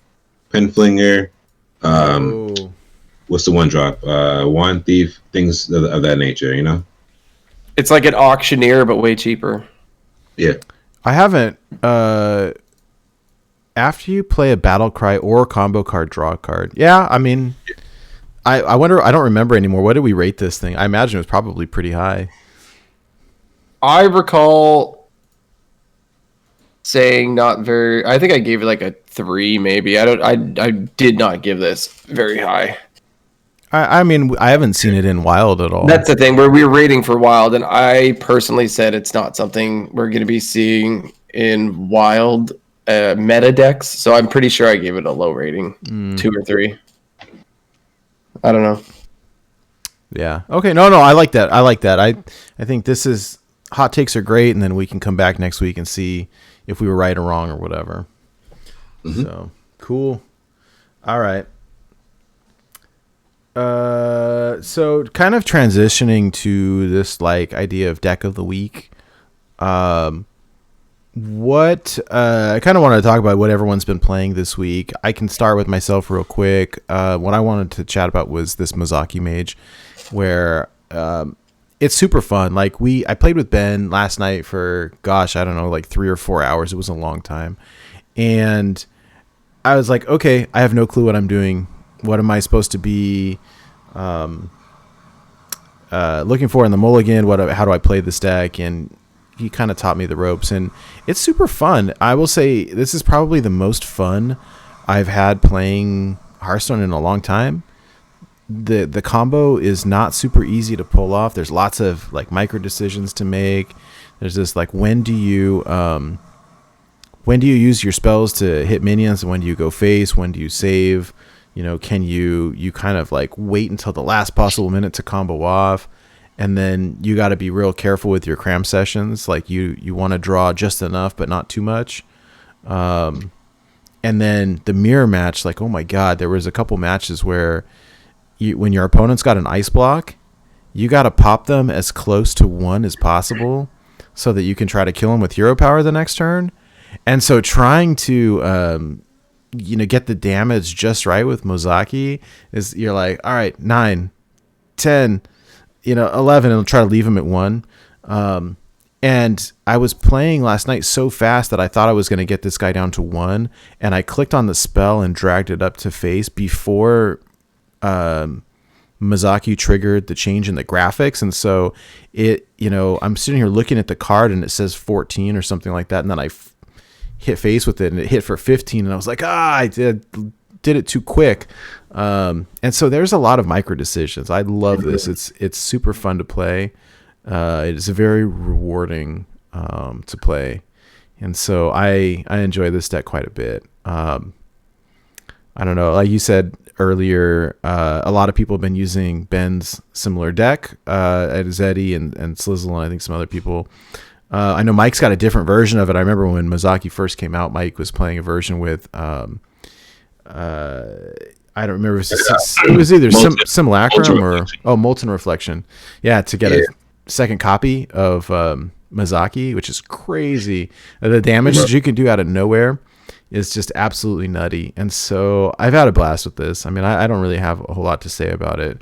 Someone earlier was asking about a nerf to Sorcerer's Apprentice. Like, don't hold your breath. That's all I'm saying. It's a wild card. They're not going to touch any wild cards, especially after they just reverted nerfs on a bunch of things. Like, it ain't going nowhere. So I know the sentiment is it would be nice if it didn't reduce below 1, but like, this card is what it is, crafted in gold. It's not going anywhere. So I mean, he's right. I mean, that's it for me. This list feels pretty perfect to me. The one card that I feel a little bit uncertain about is the Magic Trick, but it's a 1-mana spell, and you can get stuff from it. And sometimes it's damage, and sometimes it's draw. And I don't love the random factor, but the list feels solid. And I hit D1 with it, and then kind of fell back a little bit. I hadn't finished the climb with Reno Priest, but like, deck is super strong, deck is super rewarding. I don't know if I really have much else to say about it, but if anyone is interested in playing this or chatting about it or whatever, hit me up. It's so much fun to play. We'll post the links to all of these decks in the show notes and on the Discord and all that. Let me switch over to Sinister. What have you been playing? I know you sent this code over for this warrior deck here. Yeah, I've had a few that I've been playing, but this is kind of a pet deck I've been doing for a while, and I've kind of been tweaking it here and there. And I stopped playing it for a while, and I was just playing Big Priest, but I started losing to Mozaki. I was like, man, I need a deck like Big Priest so I could beat everything else in the meta, but I need something that can beat Mozaki. And I started remembering that, my Big Warrior did really well against Malagos Druid because of the Bulwark and being able to gain armor. Mm-hmm. So I started running this, and sure enough, it can beat Mozaki. One of the problems is that Mozaki can just hero power with Mage hero power to pop an armor, where Druid, you just drop a taunt boy, and they couldn't do that. So that's a bit of a problem. But this list it's a really fun deck, and it performs like Big Priest, but it's able to perform well against those decks that Big Priest doesn't do too well against. I like the Big Warrior. I played before it rotated out, so it's cool to see. Now that Dimensional Ripper is Wild exclusive, it's pretty cool to see a Big Warrior list here. I also had the misfortune to queue into you when you're playing this, and you thoroughly destroyed me very quickly. Very cool deck. Yeah, it plays like a control deck initially, and then around turn 6, it turns into an aggro deck, and it's just like, it's not just an aggro deck, it's just like the worst type of aggro deck, right? Where you're just dropping big boys turn after turn, and people were like, "Whoa, I thought this was a control deck." Yeah, and then once Radagor comes down, like then it's a whole new game. It's like now there's like a clock going down. Like the game's not gonna last too much longer once Radagor comes out. Like they have to get rid of it, and most of the time they can't. Love Radagor. Yeah, Rattlegore. That one of they're more. It's not the best card in the world, but it's so annoying if you don't have a silence or something for this. Yeah. Like it doesn't go away, Mhm. right? But I think I love the element of surprise with this deck, as most people when they see a pirate warrior, not pirate warrior, when they see warrior, they're thinking pirate warrior, or they're gonna see an odd warrior, and so when you come at them with this, you don't know what you're gonna get. Here's the question though: which hero skin do you run when you play this deck? Are you just Garrosh normal? Yeah, or? Garrosh. He's my favorite. I got the one with the cool burning flames behind him. Yeah. The gold one.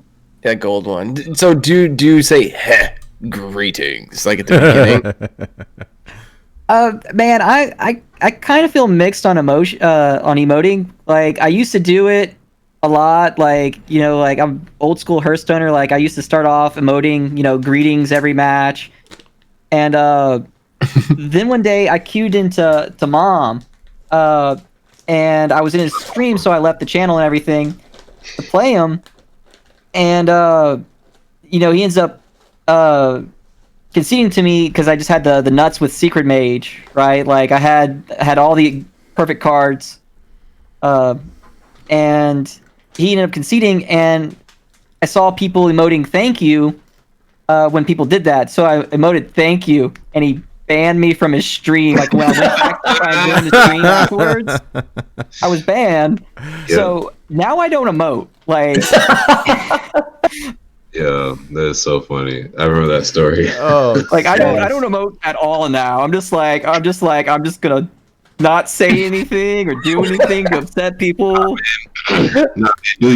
Nah, it's just emoting is neutral positive to me. If I feel like emoting, I will. If I don't, squelch. It's real simple. It's like it's so funny because it depends on what hero you have when you say hi at the beginning. Like you could just say hello as a mage and it's all fine and nice, but you say it when you're Garrosh and it's like, oh great, here's a pirate warrior ready to smash my face in. What a jerk! That's hilarious. I see that. I think it's weird if you're in Legend and you get mad because if you get to Legend, you've already played so many games, so it's like why even let someone pushing a button get to your emotions? Like it doesn't matter. Like I don't know. I played too many games to get to Legend to let emote and bother me. That's a funny story though. Right. Are you still? Yeah. Are you still banned? That's the question. I think so. Yeah. I tried raiding into him a while back. Right. Like I had like a 70-something viewers on my stream, and I was like looking for somebody to raid into, and it was really late, so no one was on. I saw Mom was on. I was like, "Oh, okay, yeah, I'll throw Mom the raid." And it's just like, you cannot raid this person. You're banned from their channel. Was up, and I was just like, "That's previews." Whoops. Yeah, I was like, throwing away nothing I can do. Yeah, as far as I know, I'm still banned. When emoting goes wrong. Oh, that's funny. My cheeks. I don't know. I gotta get the soundboard working and then get a bunch of emotes as like sounds for us to use. Oh, please. God, I love that Anduin's like, wow, really, wow. Oh yeah, really? Wow. Yeah, that one's amazing. I love it. Well, that's definitely a cool deck that that I'd like to try. I've never really tried Big Warrior myself, so maybe I think Mike and I were playing a bunch of it in Standard not too long ago because Pizza posted a list that was really good. Like this list was fire, and so Mike was playing it, I was playing it. That deck was so cool, and I haven't touched it since the new cards. Yeah, big shout out to Pizza. The new cards came out and I haven't touched it since, but like, dude, it's good stuff. I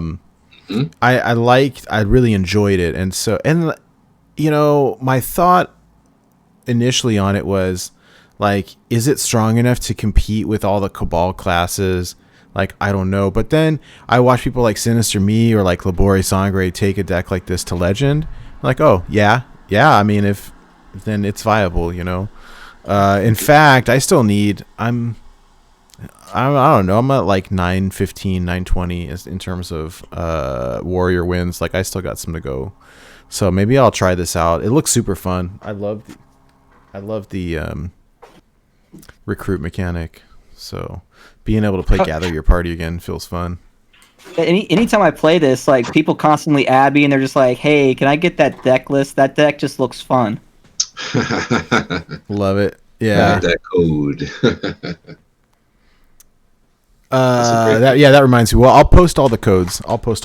In Discord and in the show notes and stuff as well. So, all right. Yeah, Mike, what about you? Oh yeah. All right. So I was playing Big Priest, and then somebody in Discord said something that kind of revealed what I was going to be playing towards the end of the month. So I was like, you know what? Let's just bring it out now. We got a new set. There's a couple of new cards in here, so you know it counts. So this is actually a newer, fresher model of a deck I played in the past. Really had to, pull this one out of the bottom of the toy bin. You guys got kids, right? Do they have toy bins? Over the years, to stack up with toys, you got to pull it all out. So yeah, this is a really old list. This idea, this Mind Blast Priest, but kind of works. Not kind of, it does, because I've been playing it, and it works very much like Mali Druid, like Mozaki Mage. So I want to slot this deck right in with those other two. On turn 5, I can get lethal. I've had lethal with Malagos on turn 5. Pull it out, and then you can slam Gift of Luminance on it, and you know what I'm saying, like that's a Mind Blast for you know what I'm saying for Twitch clips and for YouTube viewership everywhere. It's pretty awesome. The real star in this deck, though, if you don't get Malagos or Prophet Valen, is Vargoth. I say that because Vargoth has what Hydra likes to call pseudo taunt.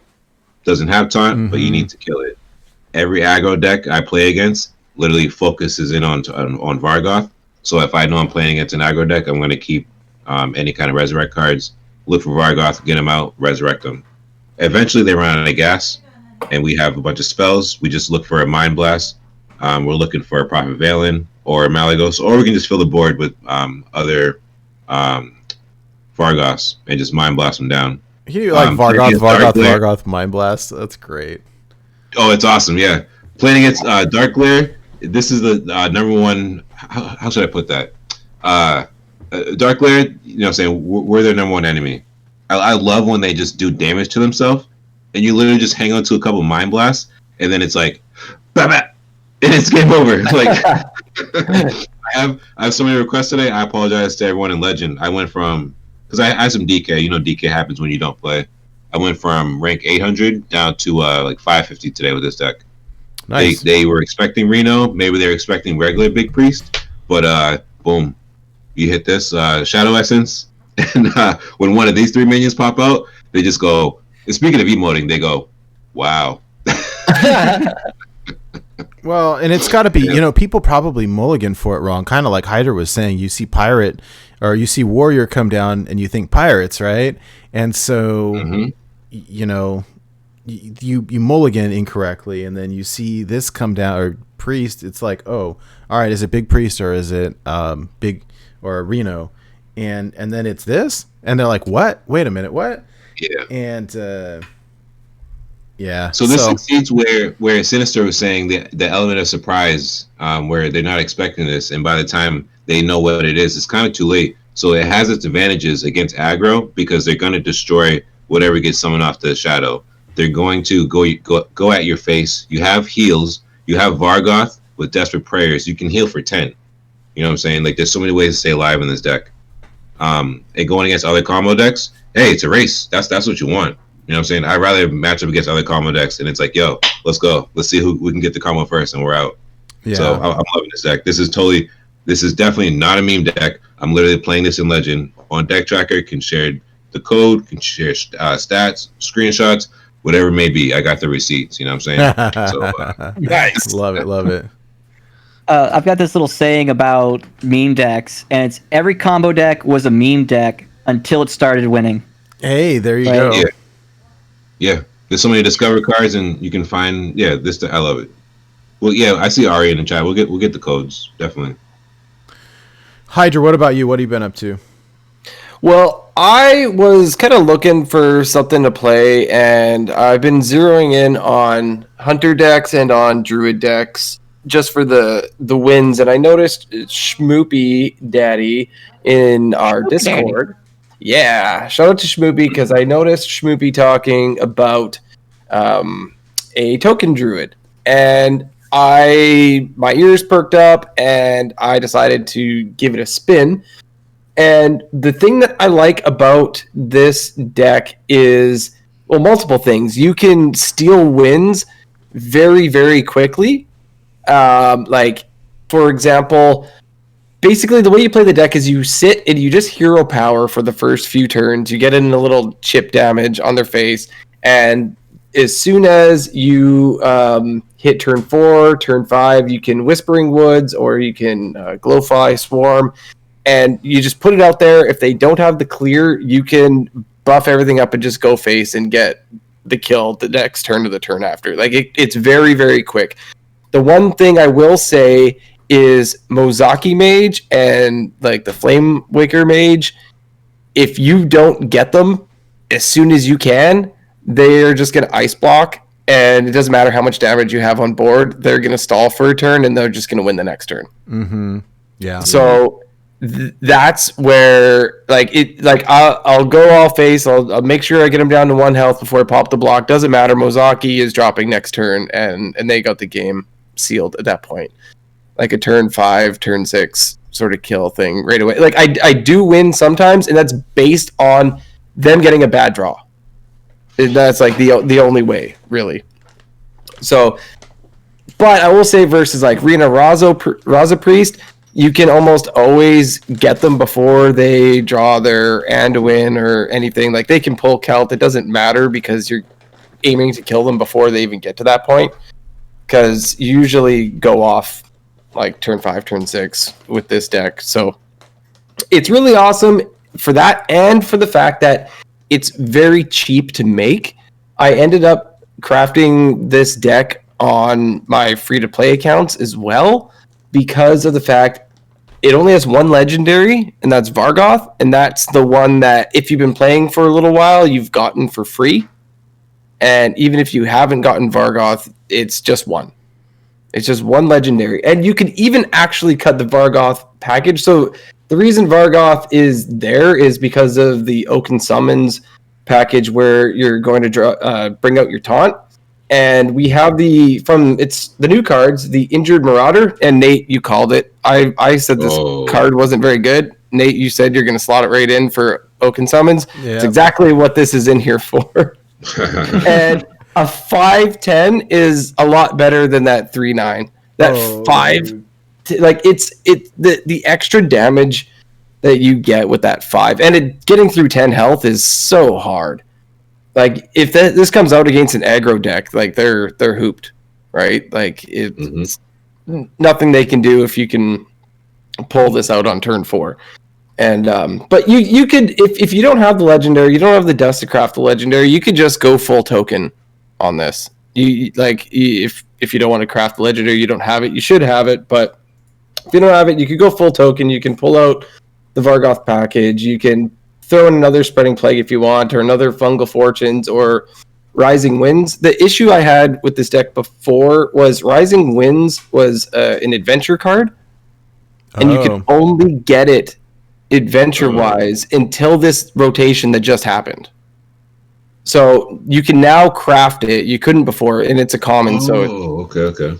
Yeah, so that was an issue I had before, but that's also easily replaced with it.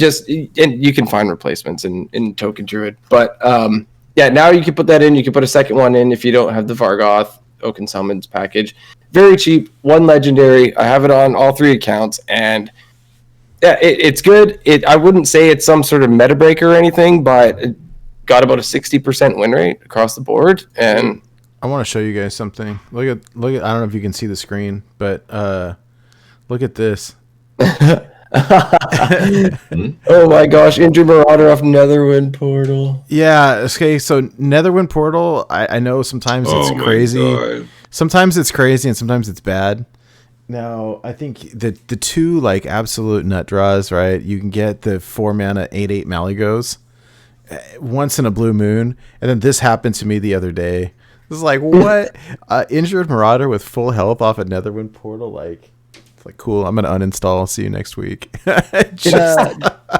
Did you see my tweet from earlier today? No, I'll have to check it out. Someone off another one portal got the 8/8 dragon, the Nazmuradu. The Nozdormu. Yeah, they got him. Fortunately for me, it was too late in the game.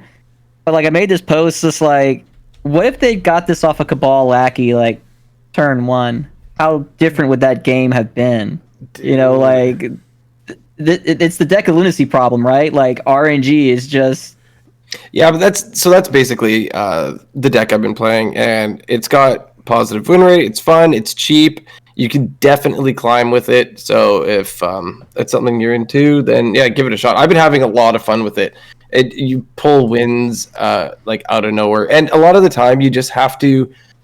I was talking to Shmoopy about it. You just have to assume that they're not going to have the removal. You have to set up. You have to go for it. That's the way that the deck works. You don't play anything till you have a full hand and you drop your Glowfly Swarms or Whispering Woods. If they have removal, well, you could just do it again the next turn, like whether it be like a Spirit Lash or a Mass Hysteria or whatever. You could just keep doing it over and over again. Just let you see if they have the answer to it, and if they don't, they're dead the next turn. So just all in on the token synergy there. And one thing that's really neat is you really gotta be counting your lethal and look for ways to get that lethal. One thing that I really like doing is if you have Lightning Bloom and Solar Eclipse and like a Savage Roar in your hand, that's an amazing combination because you may not have enough mana to naturally play all your buffs, but if you have that Lightning Bloom and you know you can get lethal that turn, you Lightning Bloom, then you play your Solar Eclipse, which makes your next spell cast twice, and then so you get double Savage Roar on whatever you have on the board. Oh gosh, I've done that before. It's crazy.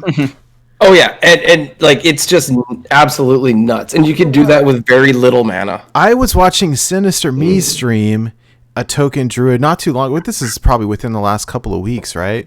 Doing some kind of token druid, and it was like, I think you must have played. It was either 3 or maybe 4 Savage Roars in one turn. With I remember that one. It was like Savage Roar, Solar Eclipse, Savage Roar, something like. It was something crazy. I don't remember what it ended up being, but the damage was like it's like an OTK. This is incredible, man. Yeah, I like. I don't know. Lot of you remember that? Yeah, that was fun. I think it was. I discovered off of the spell, like where the druid spell where you get a spell. I discovered Savage Roar off that, and then I had my 2 Savage Roars, and then before I played my last one, I played the Solar. Yeah, it's just it turns into an OTK a lot. Like I had a board full of just 1/1s that ended up being like 6 attack, 7 attack, 1 health, like the next turn kind of thing. Yeah, it can take an opponent from full health down really, really quickly. So you just hope your board sticks, and then the next turn get them. All right, you guys. Well, I think that's like the bulk of our show here. So I want to start kind of wrapping things up a little bit. Yeah, anything before we move on? Yeah, Mike, what's up? Yeah, totally random, not in the show notes. I kind of it was on a whim today. I went on Twitter and I put a tweet out. and I said, let's play a random made-up game called Forgotten Friday. Oh, dude, it was so good. That was the hashtag. Yeah, it was so good. So real quick, shout out to Emic because he did a retweet, and his thread is way more popping because I got distracted, so I didn't actually pop back in the thread and continue. But shout out to everybody who did comment. Gold Daniel. So it was Forgotten Friday. It was post a picture of a card you forgot existed, and I said you can have bonus points if you actually own the card. So real quick, Gold Daniel just put a picture of just the Hunter class period. Just Rexar. He just said forgot the Hunter period. But Nate had a submission. Nate, what was your card? You want to say it? Yeah, it was Lotus Illusionist. It's some shaman card. After this minion attacks a hero, transform it into a random 6-cost minion. It's like, what is that? I don't think I've ever played it, ever really even seen it. Never played it. I don't dig We got a great community. Like, we had so many responses, man. This is awesome. I want to do this.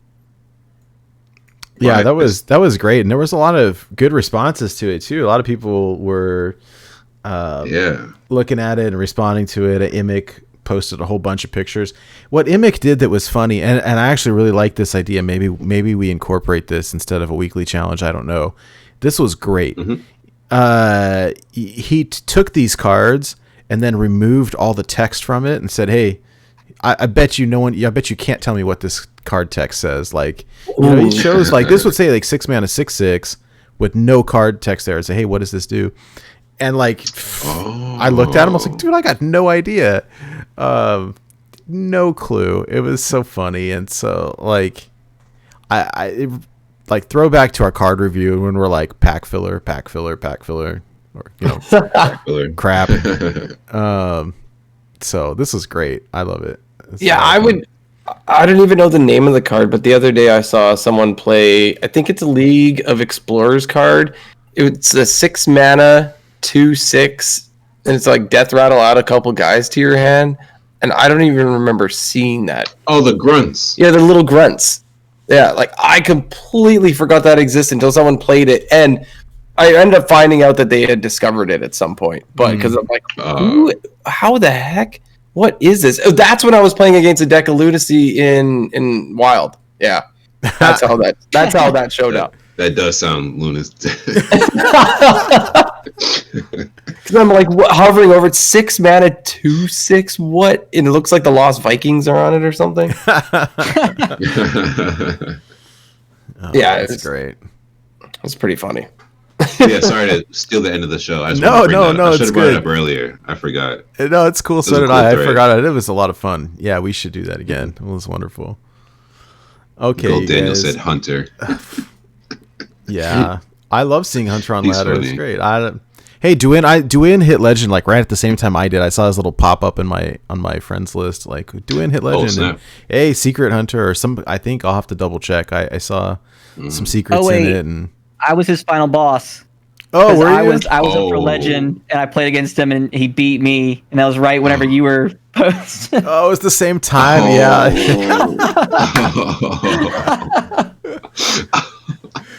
Oh, small world. But that's the funny thing about Wild, though, right? I mean, it really is a pretty small, tight knit community for the most part. There's some fun people here, so feels bad. It's pretty funny. It's cool. No, it's right. Nate's cool too. It's cool because, like, in a competitive way, you know, you work hard, you'll get back on your feet, you'll get into legend, and then you'll queue into them again in legend ranks, and then it's really on legend match. I had Guy Grumpy as a final boss once, and Oh, right before we're like, good luck to each other, and he won.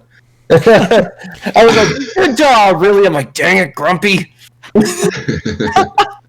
And I don't remember what deck it was, but we were playing the same deck too. So it was wow. match. I know he was a while back. He Hydra was Grumpy. playing Pirate Warrior for quite a while. Maybe it was that. I don't know. Possibly, yeah. That's funny. All right. All right. Anyhow, kind of closing out the show here. Before we get into our weekly challenge, I wanted to give a big shout out to our patrons, especially Shokunin, the executive producer of our show. Has been a true kind of unsung hero. in the background of our show. It's really hooked us up quite a bit, and it's an all around great guy. So thank you very much for all of your support. Also, big shout out to our patrons. So Disruptor 108, Claudette G, Daniel B, Justin M, Wildcard, Aramorn, BenFromWork, Corin J, and AJ Gomez. Thank you all for being patrons of the show. I really appreciate your help and your financial support. It helps us kind of keep the wheels running here and hook us up with cards so that we can play and talk about them. And yeah, so thank you all very much. If anyone who is watching live, watching the YouTube, listening to the audio version of the show is interested in supporting us financially, you can visit our website. It's borntobewildhs.com. There's a Find Us page, and there's a link to our Patreon. Also, if you're interested in merch, we've got a bunch of merch also available on the website. Big thank you to Wildcard and his wife who run the merch shop for us, and really happy with how all of that stuff turned out.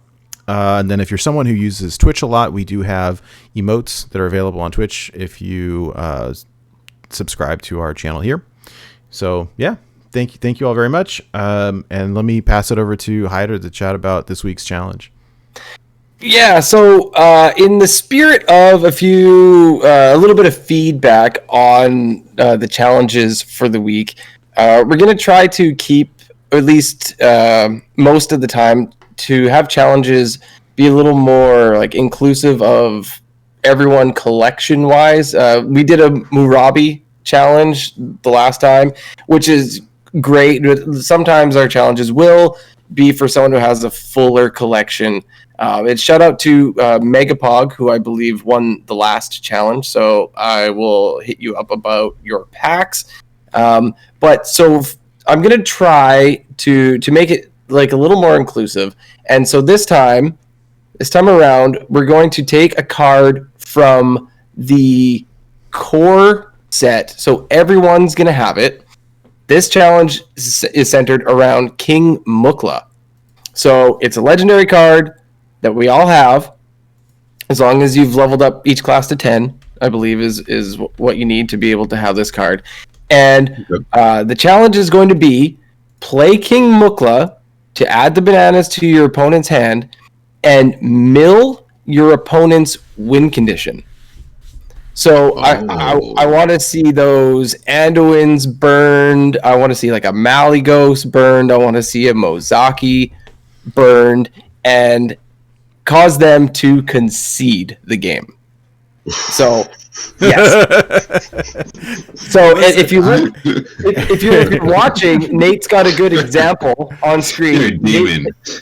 Yes. So Nate did this earlier and has a good screenshot of him burning a Mozaki. And if you look in the background, you can also see that their portrait has exploded. Yes.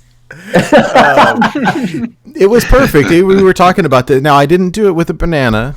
It was done through, I was playing, I think it was Mozaki Mirror Match or something, where I made them overdraw. But yeah, this was from yesterday, I think it was, or the day before. It was this week sometime. I had one other one where they overdrew, God, I can't remember what it was anymore. I think I shared it with Hydra. It's pretty funny. But yeah. Okay, so I know this sounds impossible. This is the impossible task. Oh, the other one was it was in standard where they milled their deck of lunacy. Oh, yeah. But yeah, so we can't make these easy because people win them too quickly. It's like the show's almost over and we get a ping in the Discord like, "Oh, I did it already. Job's done." Yeah. And so we try to we try to get them, like, make them harder and harder and harder. But then the complaint was that, hey, you guys are now picking cards. Like, we really tried thinking outside the box, and we're like, okay, all right, we'll do one with Murabi and make you freeze a bunch of stuff. And everyone's like, oh God, I'm not going to craft that stupid card just so I could do your weekly challenge. Yeah, okay, fair enough. But now that there's a core set, you all got access to a lot of stuff for free. And so that changes 235 free cards. Right? Yeah, that changes the game a little bit. And hey, who doesn't want to play a 3-mana 5/5? Right? Okay. So yeah. So the way that you do these, like, once you get proof, You send us the screenshots. You send us the HS replay in the Born to Be Wild Discord. We've got a page that's called Contest Entries. That's the spot. And so that's where we'll see it. If multiple people do this, then you'll get put in a drawing for it. So there's only gonna be one winner, but we'll take as many people as want to attempt this. Can't wait to see. So, yes. Yeah, sounds like fun. And well, for the person milling the win condition, of course. But I know if my Anduin got burned because somebody put bananas in my hand. This used to be a thing. There was a what is it? I don't remember whose deck it was. Was it EK or somebody like Banana Walk, where you put a whole bunch of bananas into Shutterwalk and like you play the Shutterwalk with Banana Masters and you shuffling a bunch of bananas into your opponent's deck. This it was totally a thing. It was like mostly a meme, I think, but it was definitely a thing. And I believe there's a new banana card with the new set too, right? Was there? I don't remember. But you want this specifically from Mukla? That's fine. The idea is to let everybody be able to compete in this. So the idea is to play Mukla to get it. I didn't really consider. I mean, there's like, what is there? Banana Buffoon. Is that to your hand or to their hand? Is that to your hand? The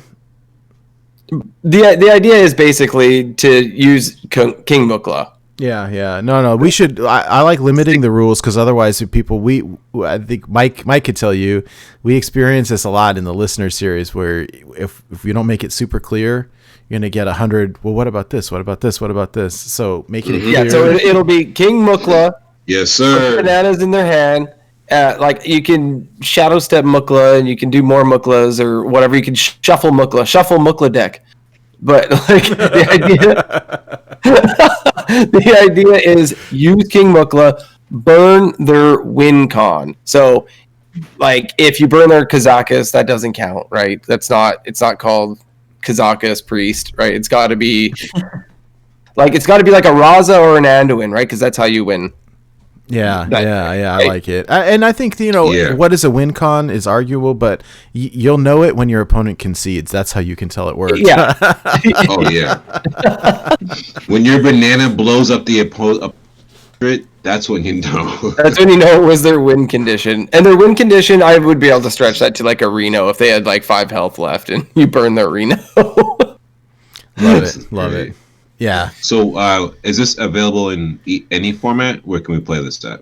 You can play this either on the ladder or you can play this in casual as well as to not tank your rank by playing Muklas. Or you could even put it in a duels or arena deck, I believe would be just fine. Yeah, just Standard? not...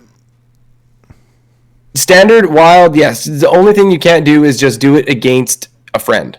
You cannot do it against a friend, yeah. Yeah, or the innkeeper. Or the innkeeper, yes. It has to be Against versus another person and not one of your friends from your friends list. Yeah. If you get the innkeeper to... Never. If you get the innkeeper to concede, then you broke the game. Dear God. Oh, man. And yes, it has to cause them to concede the game. And just so happened Nate had like the perfect screenshot for this after I had suggested the challenge of someone conceding when their card was burned. So I know that it's really hard to get the perfect screenshot, but I mean you can see the history on the side or you can see a replay. Yeah. Yeah. It's doable. Mm-hmm. Awesome. I'm excited. Oh, a good point Kenray made that there is not a specific win condition in arena. So sure, just play it in constructed then. Oh, sorry. Great challenge, man. This is cool. You know what I'm saying? I like it. Yeah. This is a good one. I'm glad that you had this because I had one, but it requires you to own certain cards, and that's more restrictive. And we're trying to be more accommodating to people's collections. Yeah. I'd like to see if we can pull a lot of these from core cards that we'll be getting we have. Yeah, no, I like that. Then we don't exclude anybody accidentally. I like that. Cool. Mm-hmm. Rock and roll. All right. Well, I think that's pretty much it for us tonight. Sinister, thank you for hanging out with us, dude. It's been a blast. Yeah, thanks, man. It was a great night. Oh, no problem. Thank you for having me. Yes, we really do appreciate you and coming on. And if anybody is interested in finding your content, they want to chat, they want to hang out, watch your stream, where can people find you? I'm on Twitter. I'm on YouTube. I have a Discord and, of course, Twitch. It's just SinisterMe. I should come up. Nice, and we'll make sure that we put your all of your contact info in our show notes and on our website as well. So if people are looking for you, then they can visit our website. We've got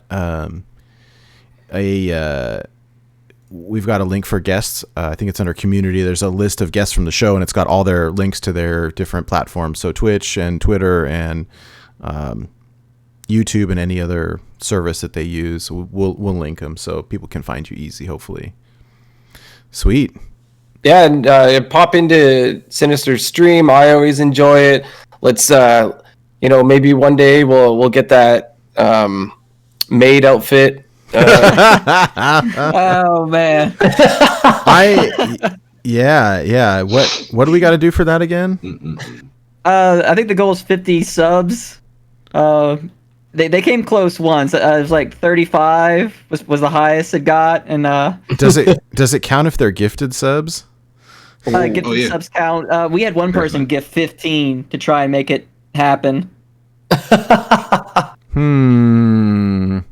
I mean, I just got my stimulus check. I'm just saying.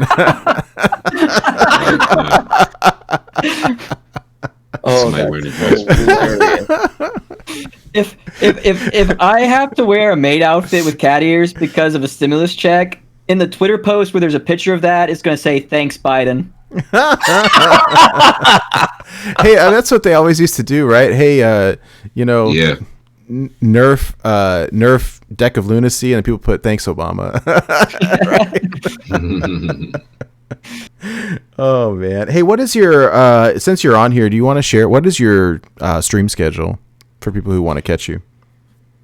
So I stream Mondays, Wednesdays, Thursdays, and Fridays from midnight to 4 a.m. Central U.S. time. Nice. All right, cool. Great. Very cool. Hey, Mike, what about you? Where can people find you?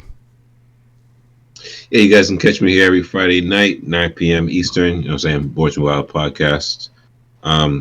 Real quick, wanted to help out our friend, our executive producer, Shokunin. He had messaged me earlier. Give him a little PR here. For anybody listening to this, if you play Hearthstone and you like cards, our executive producer, Shokunin, is doing a drawing to give away 60 Hearthstone packs from the set of your choice. How do you enter this? It's simple. It's on our Twitter. I've retweeted it. Make a donation of any size to support David Cargyle. David is a friend of Shokunin. David is going through stage 4 cancer. So Shokunin is trying to help David and the family out, get some money together. You know, you got to pay those bills. You know, it's tough to live and tough to pass away. So we're trying to help the family out here. If you like Hearthstone cards, you could win 60 packs from the set of your choice. All you got to do is make a donation any size and respond to that tweet. Shokunin is going to draw the winner on April 15th at 10 a.m. Central. So check that out. I'll post I'll post the link in the chat right now, and I'll post it in the show notes as well. That's a lot of packs. And a link here, and I think we had some success also when we were doing giveaways based on charities, and so I think there's there's some community love here, and I don't know, even for the charity giveaways, I think we raised like $150. So we did, and somebody who watches our show, who's in our community, who's in our series, they're the one who initiated the idea, and then BenFromWork kind of second pushed it, and then now Shokunin's kind of do it. So we have an awesome community, man. I don't know what Twitter's talking about. Wild is crazy. Wild's bad. We have people out here trying to raise money for other people, so I'm all about it. This is great. Yeah, absolutely. Absolutely. All right. Well, if anyone out there is looking to find me, you can find me on Twitter and Twitch at Hydralisk_HS. And you can always find me and the rest of these guys over in our Discord. It's a great place to be. Come check us out. I really do believe in the fact that we have a great community in there, a great wild community where we all help each other out, support each other, and come check it out. How about you, Nate? Where can people find you at? Yeah, I'm very active on Twitter, probably too much. So you can find me there at NateWolfTCG. It's NateWolfeTCG. More importantly, you can find the show at borntobewildhs.com. Again, it's borntobewildhs.com. From the website, it's got links, all of our podcasts here. There's the audio version, there's the video version, there's links to the YouTube. There are a whole bunch of stuff. You can find all of our past guests, links to their content, and to a whole bunch of things, links to the Discord. And again, I would just second what Hydra was saying about the Discord, and that even if you're someone who doesn't really enjoy social media, I recommend the Discord because it's a place where it's just a bunch of other nice, pleasant people who play Wild Hearthstone, and there's a bunch of different channels, if you will, within the Discord. There's deck lists there constantly. People share their achievements and just kind of chat about what's going on.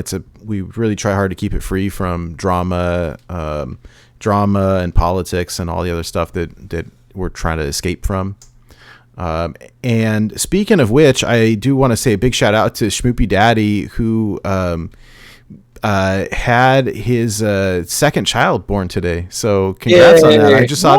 I just saw that in the Discord right before the show. He was saying, hey, by the way, he goes, hey, since this is the lounge, we can talk about personal stuff here. Like, hey, had our second kid today. It sounds like mom and baby are healthy, and so that's super great. And so, rock and roll. I would love to see that. And so congrats. Congrats, Schmoopy. Yo, congrats, Roman. Ready? Yeah, I didn't know Smoopy Daddy was actually a daddy. Oh, dude. Yeah. His username. We had him on the show a while back, and he was talking about. We asked him the question always, like, "Hey, how'd you come up with your username?" And he's like, "Oh, actually, there's a story there." You guys will have to listen to it. It's pretty good. Good times. Mr. Secret Mage himself. So, yeah. And so that's a wrap for us. We will catch you all next week. Same time, same channel for another new episode of Born to Be Wild. Thanks everybody for hanging out in chat, and thank you all for watching and listening, and see you next week. See ya. Job's done.